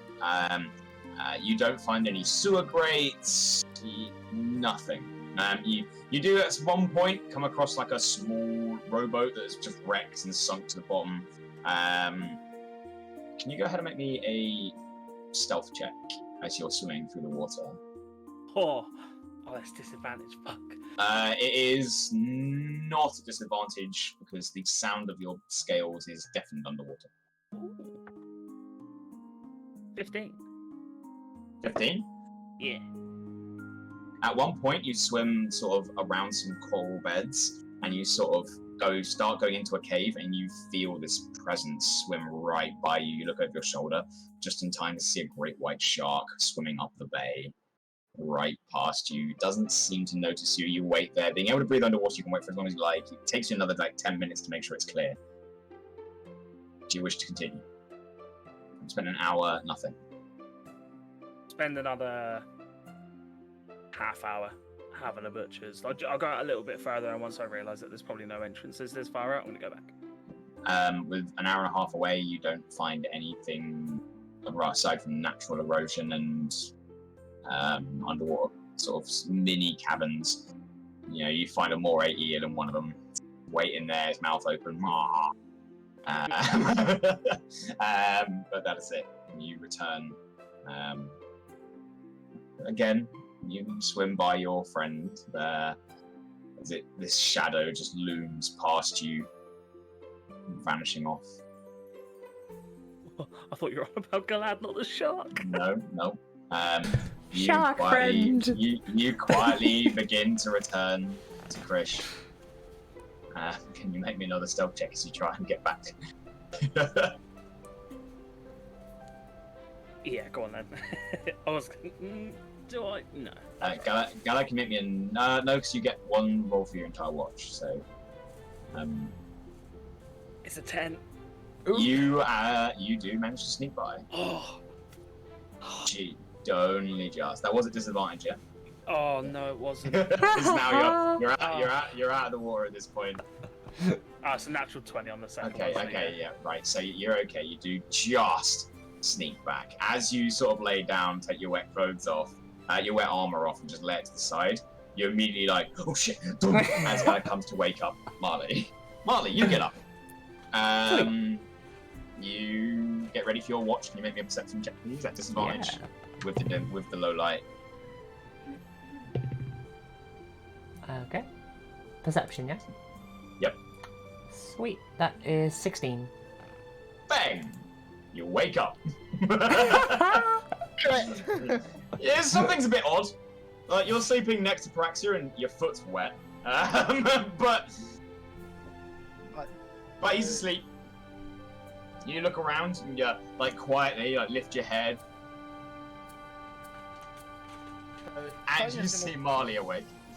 Feng is going to channel his inner Mamba and Oh my try and goodness. stealthily make his way to the box. Make me a stealth check. 16. Good roll. Oh, that matches. That's a good roll. That is a good roll. That's a really good roll for me. I'll watch the 16 Marle. again. I'll watch him smile. Yeah. Marle, you look around and you hear, off to your left, someone stumbling on the dock. And as you do, unbeknownst to you, Feng creeps past. Rainbow Six, the lasers, doing the barrel roll. Okay. Alright. Feng, you get to the storeroom.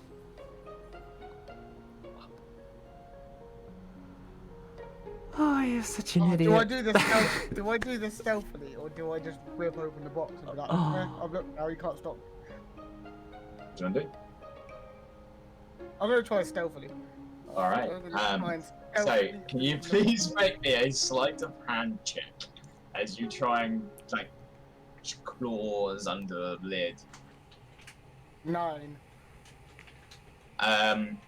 Okay, you get your claws in and lift it, and there's this almighty.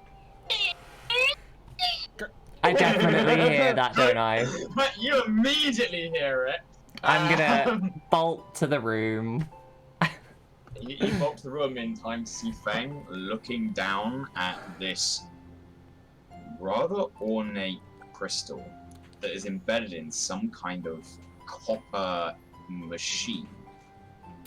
You can see some arcane symbols painted around the outside edge, sort of glistening with a dull magic light.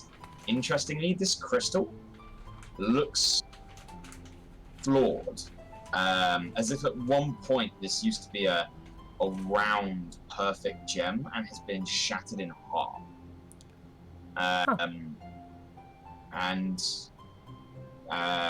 You look in there and it is pretty.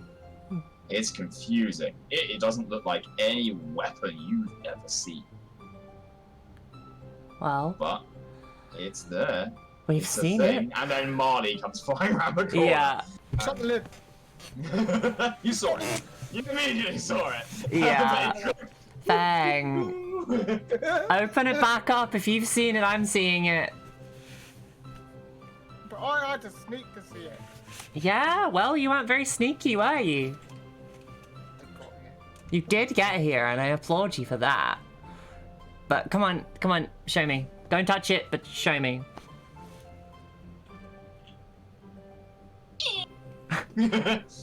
That is a whole thing. I like how. Wait, the little gem thing's flawed. So maybe you have to literally stick it on the other one, and it makes. Oh, that's clever. Huh? Do you feel better seeing it now, Feng? Kind of let down actually. I thought Yeah. it would be like a big sword or an axe or, you know, something to hit someone with. Yeah, we'll have to find you something like that. Wait, you have a whole battering ram. Why did you need this? Because it was cool. They said it was going to kill lots of people. Yeah, and then bring about demons. Yeah, not so good at it. Yeah. Okay, let's put the lid back on, and it's boring. It's nothing exciting. Okay. Let's make it look like we didn't just open it too. Can we seal it back up real good? Oh, it's a good thing you said that, because Feng was about to scribe his name into the box. Oh my god, no! I swear to god. No, let's both put it down together nice and carefully and make sure nobody knows that we opened it. Okay, can you both make me a sleight of hand check? Yup. Which reminds me, I didn't check earlier. I got a 13. 12. A 12? Okay. Okay. You both close the lid. And Feng, you close it a little bit too hard Oh god. for the second time, having slammed it down earlier to make sure Marley wouldn't see. Yep. And as you guys both sort of smooth off the edges, put the latch back over, make it look all good, you turn away to walk away, and you begin to hear from inside the box this slow, whining, building noise. What? What? A slow, winding noise. That is Feng? been gradually getting louder. Feng, what the fuck? I didn't do it. You put this on me, bear? Fuck! Shit! I'm gonna wake up everybody. Everybody You wake rush the over, fuck and up! You just start waking everyone up. Okay, What the? I mean, just be mad, whatever, I don't care. Feng did the thing, he opened the box, now it's whirring! And I look at Feng. I'm like, box. Oh, off the what tortoise. In a second. Box off the tortoise now. And I run over and grab one side of the box. What did you say, remember? I was just yelling that Mama wants to see what's inside. You want to see what's inside? It's It's boring. already open. Yeah. It's been closed, but you do see Paraxia run over. It's already grab one fucking side of the box, wearing. he's urgently telling Feng to throw it over the edge. Oh shit. I want to see what happened. No. No, just it's on the dock. It's a freaking weapon. It's gonna kill people. Shit, we have to get rid of it like now. Whilst they're arguing, Mamba, do you look inside? Yeah, you open it up. God. I would like you to make me a history check. Also stood right in front of it. Do I need to make a What's history check as well? A history check, please, Mamba. Yeah. No, you don't. Okay. But do I see what's wiring? If you'd like to make me an Arcana check to inspect the device. I'm proficient in those. I'm not. That's why I haven't bothered. 14. It's 2 19s in a row, so that's another natural 19 for a 22. So 20 on the Arcana and a 14 for your history. Mhm. Okay, cool. Gad, are you going to be looking as well? As you watch your friends rush over? Nope. Okay. So there are two things you notice. Two different things. Paraxia, looking down, you begin to see that all of these runes around the outside edge are beginning to light up. With your knowledge of arcane items, something has triggered it, something has set it off. You take a look as peering into the device, there is a sort of metal sliver that has been sort of knocked loose from the violent shaking of the box. And it seems to be resting across 2 points. You're pretty certain, you've never seen this device before, but you're pretty certain that it's created some sort of current or transfer of energy. Moves it. you die having to move it. So whilst you're noticing that, Mamba, you take a look and look inside, and there is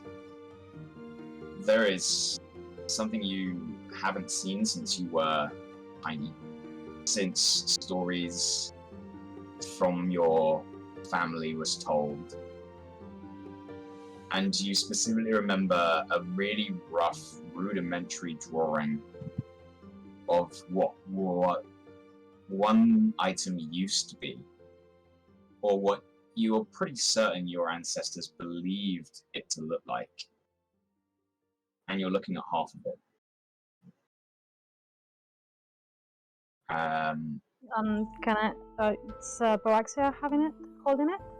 Paraxia's not holding it. He's looking specifically at like the strange copper box encased engine that it's sort of held in. You do notice that there are like brass clips that hold the cracked gem in place in the middle.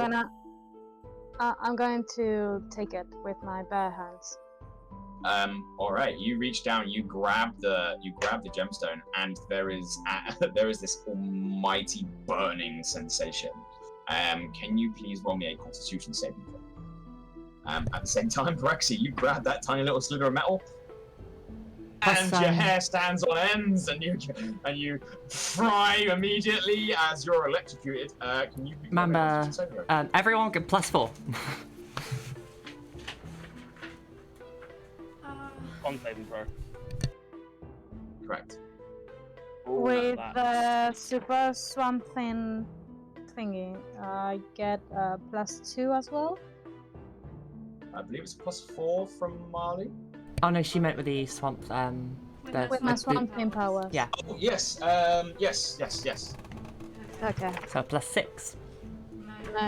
No. Ooh. Do you use that? +9. Got 12. You got 12. Yeah. Okay. I don't care as long as I get that piece. 13. Not. Sorry, what was that, Mamba? 13. 13. All right. So Paraxia, grabbing hold of the little clip, you take 18 points of lightning damage. Okay. You do grab a hold of it, and you can try and pull it free. There is resistance. It seems to have almost fused to it. Can you make me a strength check at disadvantage as you failed the check? Oh, that's not bad. 17? You just managed to pull it off, and the entire engine fades back down. Mamba, you got a 12, right? 13. Sorry, 13? Yeah. You take 17 points of fire damage. Would you like to try and wrench the gem free? Yeah. Make me a strength check at disadvantage, please.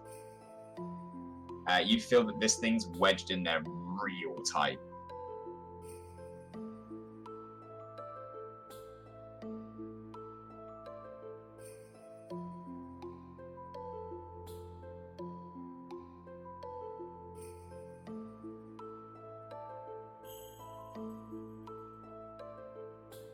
You're muted, babe. They're doing math. Not really, because I thought I had something on a strength, but it's plus 0, so not 20. A natural 20? Yes. For a total of 20, yeah? Yeah. You Yeah. pull and you pull, and you feel like you can see the brass casing that it's sort of encapsulated in starting to shift. Even with a natural 20, it's not moving. There is some kind of magical force that you're simply not strong enough to remove it. Paraxia will put a foot on the device, overlap his hands underneath Mamba's, and pull as well. Okay. And I'm also going to yell, Feng! Yeah. Okay. Mamba yells Feng. Yeah. Yeah, we're pulling to try to get the thingy out. We need a strength.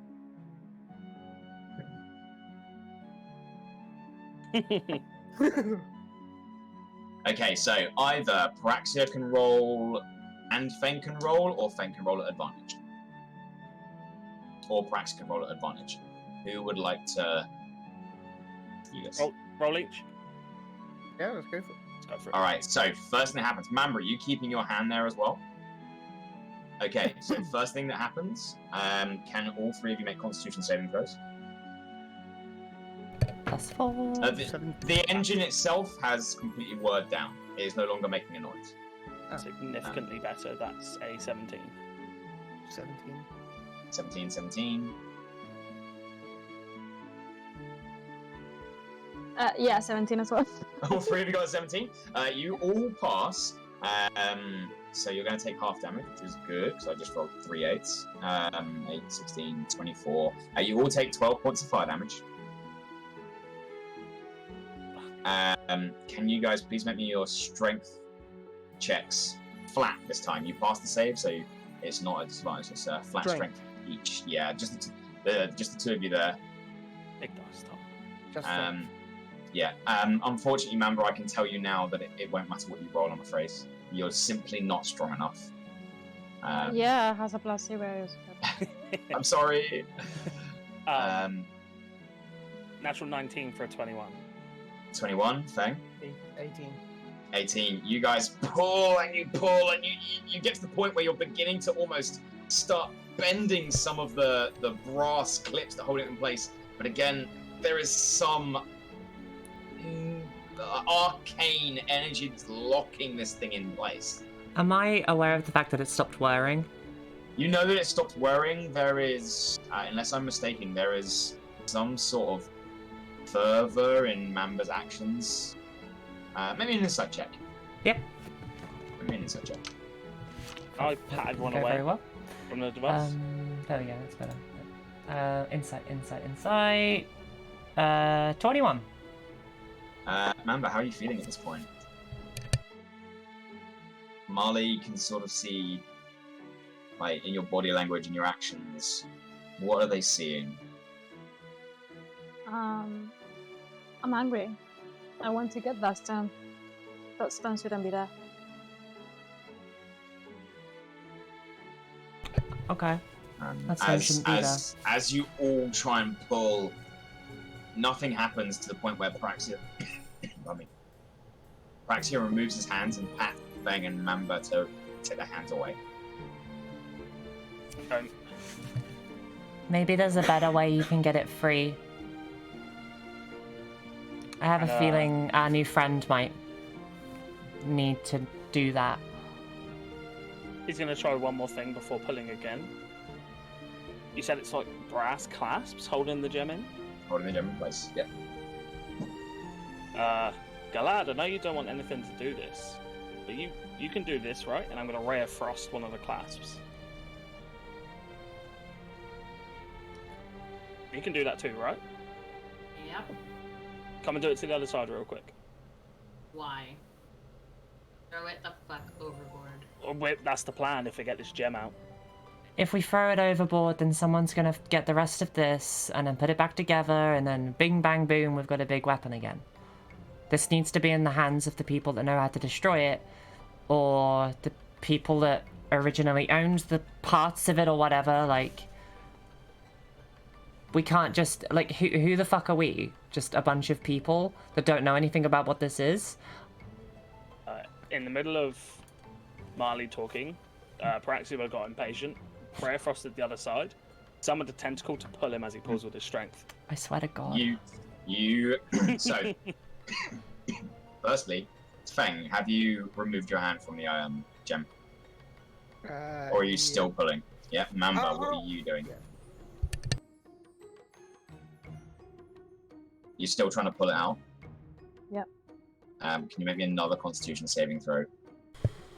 Both of us? As it just keeps burning. If your hand is on that gem, it is continuously letting off a burning heat. Fuck. Um, Natural 20. Nice. Plus 2. No, wait, saving throw, right? Saving throw, yeah. It's plus 2, so 22. Okay. So, Paraxia, you take half the damage, which is 7.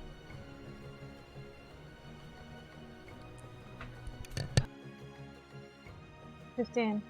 15. You also manage to resist the worst of it. You take 7 points of fire damage. Mm-hmm. As the sort of the anger and frustration is slowly building into almost desperation, you trying to wrench this gem free from its what you consider a prison. This thing isn't coming free. You guys, what are you even trying to do? Like... Paraxia will snap at Marle. Are you helping? No. No, I'm not helping! Oh, Okay. Betty, can you that. mute, please? And at that point, you cast Ray of Frost on it. Oh my goodness. Yeah, on both clasps. Okay, at the moment you cast Ray of Frost on it, the engine begins to whir. Oh, fuck. Stop! Well, I'm in for the long haul now. You'll be in for the long haul in a minute. I look over. Is that little metal twisty thing gone back onto it? Nope, the ice instead has built up around the brass and is connecting various areas together. Can I pull now? Go for it. Would you like to try and pull again? Yeah. Yep. Yeah, go for it, go for it. 16. A strength, right? Yeah, you pull. Yeah. You pull. The ice doesn't seem to have helped. We got like a... How many times Paraxia's going to roll a 19 tonight in chat? Because it's another one, and it's another 21. You pull, it's not coming free. The ice does not seem to have worked in your favour. And the engine is... the ice. Sorry, you start smashing the ice up. Some of it beginning to crack and fall into the engine. As it scatters in, it begins to whir and grow louder and louder. You begin to see this light, bright yellow daylight beginning to emit slowly from the engine. Fuck's sake. Before the ice drips and melts to the bottom and no longer connects it together. And the light slowly fades back. The air whir grows dimmer and dimmer before it returns to a normal state. Remember, are you still trying to pull the gem free? You finally sort of let go with your hands. And looking down, you see scalding burn marks in your palms. What'd you do? Paraxia, make a wisdom saving throw. Never. It's safe. Yep. Hmm? 21. Oh, you bastard. Marle, what do you do? I was gonna try and cast Hold Person on him. You feel magic being used against you. Your body begins to lock up, but you resist it. Paraxia, what in the ever-loving piss did you just do? Like... What did I do? Yes, what did you do? Did you think for 2 seconds about what you were just doing? No. Pull the big gem out of a big weapon we don't understand? Come Hold on. on! Hold up. Now, are you going to give the same words to your friend? She knows how I feel. But were you going to say them to her? Later, yeah. Swats the arrow and walks away.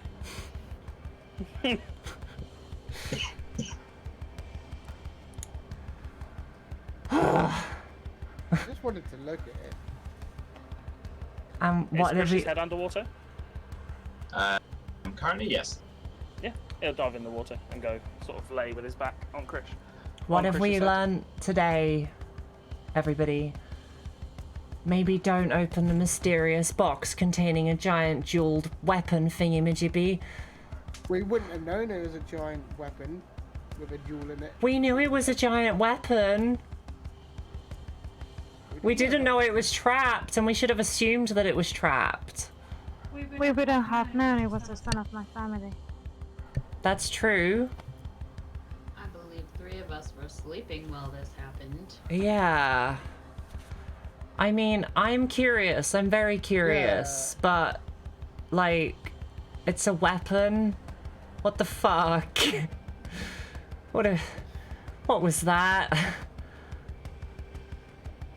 Like, you guys just took what could only be described as a ton of damage to find out the very minimal fact that it was tripped. Oh. And like, it's Mamba's family stone thing. Like, I'm glad we know that now, but I have a feeling in the future we would have found out anyway. So, like, curiosity nearly killed all of us cats. And I don't think I hear any of this. No, you don't, because you're in the ocean. Yeah. And I'm mad at you. You could just feel Marley's anger. I'm gonna walk out and... I'm gonna pull you by the collar and go, you're not going anywhere right now. Me? Yeah, you. What did I do? You were one of the 2 looking in the box when the rest of us woke up. It wasn't wearing. It started wearing... I don't give a shit if it was doing something or not. Yeah. What happened to you earlier tonight? You promising me to behave yourself. I did. As soon as I got You to... did not. As soon as I got to Feng, he had opened it. I couldn't do anything. By the time I got to him, it had been opened. The damage was already done. Well, there's no point in me scolding Feng because he won't believe a fucking word I say. No. But I'm pretty sure you were looking in there curiously too. Because at the time it wasn't wearing. Like, we... heard it. You We heard also... the lid slam. What? You did not, actually. The only time you were woken up is when Marle came and woke you up. Yeah. Yeah, as... When I came in to the room, Feng had already opened it, and then he tried shutting it, and between shutting it and opening it again, he tripped the thing. I'm not clever. I'm not, you know, trying to say that I'm blameless. Use food. I didn't even know he was moving around. He was surprisingly quiet. I didn't hear him until he opened it. Yeah. That's the thing. I know everything. I know. about Sneak that. around. Exactly. How Sorry, does he I don't sneak believe around? you in this. No, I honestly didn't hear a thing. I heard somebody on the decking outside, and next thing I knew, Feng had opened the thing. Which, like, I'm very perceptive. I should have known. And you'd somehow snuck by me, despite being a 10-foot tall bear. Mamba, the other 2 are busy arguing. you're there listening, trying to make sense of everything that you've seen today, the shock of it being here. But you do overhear everything. Can you please roll me a d20 and add your wisdom? Unless you're proficient in medicine. No, roll a d20 and add your wisdom, please. I don't remember if I am professing medicine. I don't think it's Okay, make me a medicine check. Just make me a medicine check. So no wisdom at all? Medicine is included in your wisdom, so or other way around, wisdom's included in your medicine, so that'll let us know. So, medicine? Medicine, please, yes.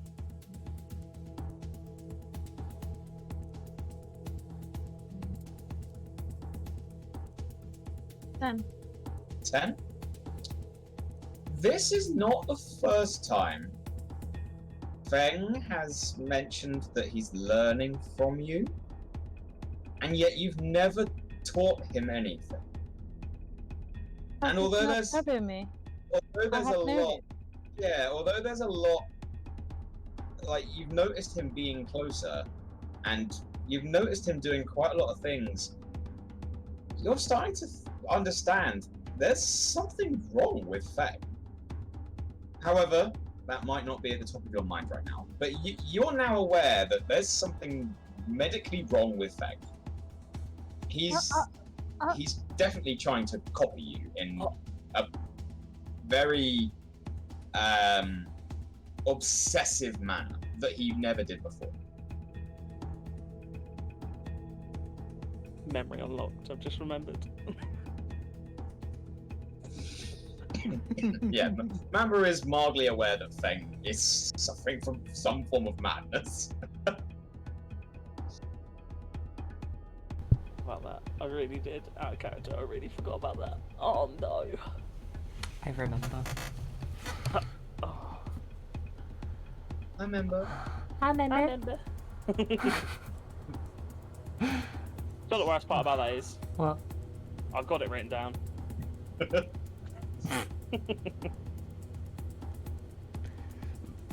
I'm sorry, Galad.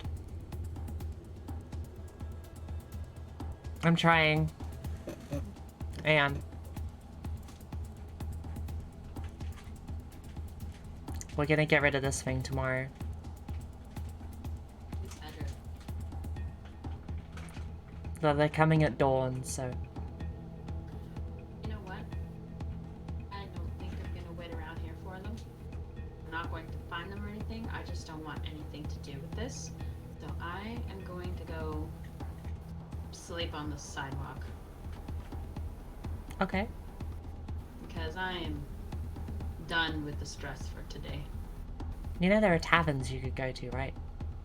Yeah, well, I have something I need to buy, so Okay. money ain't a thing right now. Alright, well, come back after dawn and we'll start doing our important things. I'll meet you here at noon. Yeah? That's cool with me. And I go walk around and try to cool off. Alright. You wander out into the dimly lit streets of Alcatesh in the middle of the night.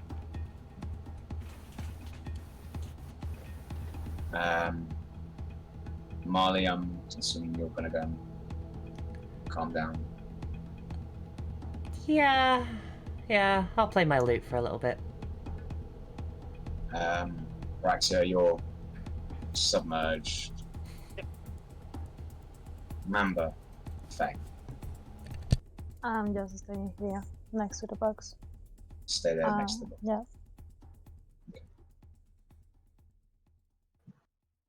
Then you see Mamba, someone that you have been deeply aspiring to be for some reason that you can't put a finger on. Frustrated, angry. And having said what they said, what'd you do? Ah, shit.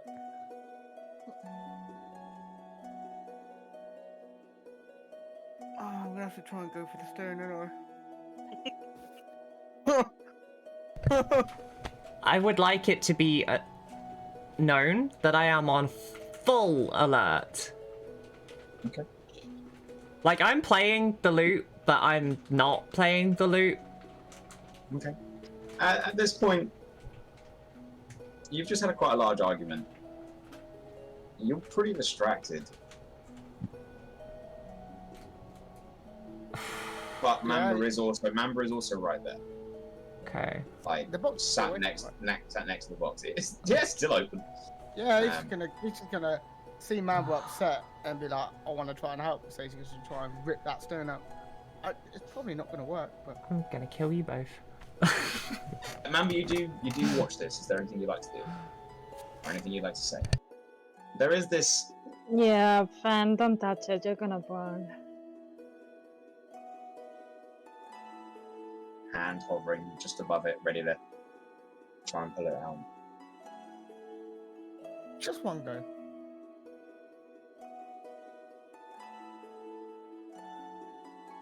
No. Oh, don't know. Okay, see what? He's gonna sit next to Mamba and sort of like, sort of just put his arm, well, I'll say his arm around her, just sort of like almost scoop her up because she's tiny.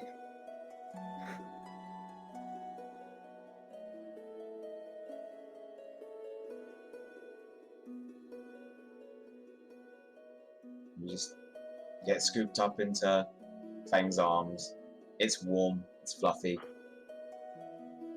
quite comfortable. And there's this sort of solemnness to Feng. He's upset, you're upset, and it shows. Feng, for all of his personality traits, is quite forward-facing about his emotions.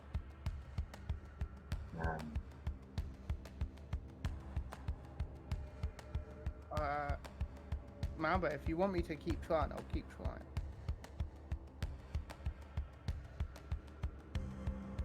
It's okay. I don't want you to get hard. Don't worry. Thank you. I mean, how do I say this without saying I've got a lot of hit points? I can get hurt a lot and keep going. Wait.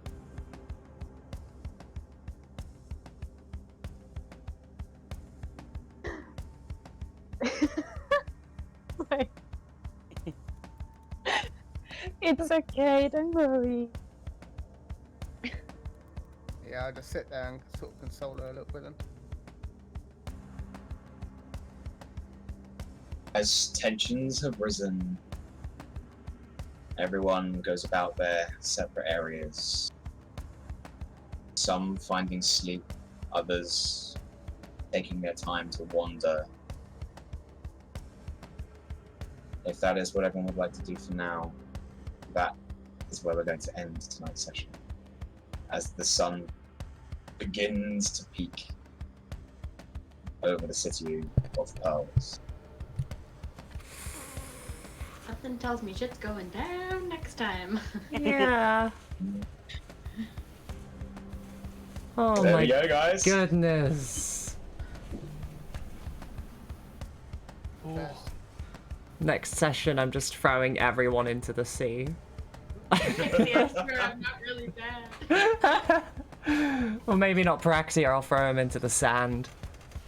It might be more effective. Yeah. No, I've got my silk suit on, I'll be fine. It's true. No, you just have to steal that freaking hat from him, and that'll make him stop. Yeah, that's true. My Well, goodness. So I stole my hat. PvP assholes. So it'll be fine if you try and steal his hat. He's probably he'll scrap. That'll be fun. No. Next time I'm mad at you, I'm not gonna steal your hat. I'm gonna convince Feng to do it. Yeah. I want to see that. I'll shave it. Just tell Feng it's a really nice hat. Yeah, it's really nice. Tell me Mama not would to, love just it. tell Feng not to look under the hat. Yeah. There's something underneath the hat.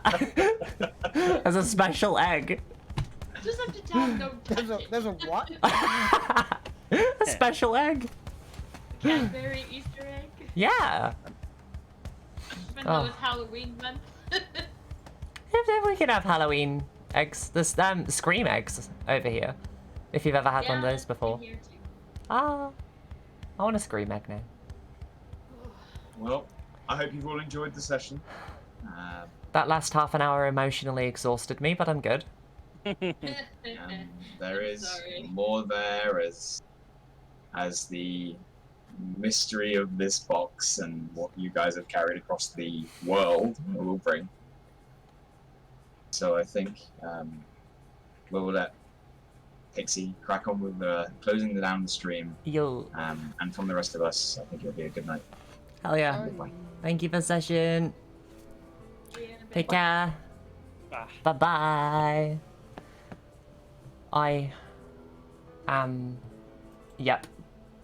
Wait, I need to transition. Transition, do the thing. Do the thing. Do the thing. Aha! Spooky layout again. Well, that was a lot. What the fuck? Oh my goodness. Well, I hope everybody enjoyed. Paraxia was down to scrap then. Fucking same! Oh, you haven't seen the layout, have you? I forgot. Yeah, I have, bear with me, I'll show you the rest. Look, this is my starting soon screen. It's got little ghosties on it. And that's Streamception, but that's like my regular layout. Best hope you didn't see Marle cast that spell. No, you did. You saw. We're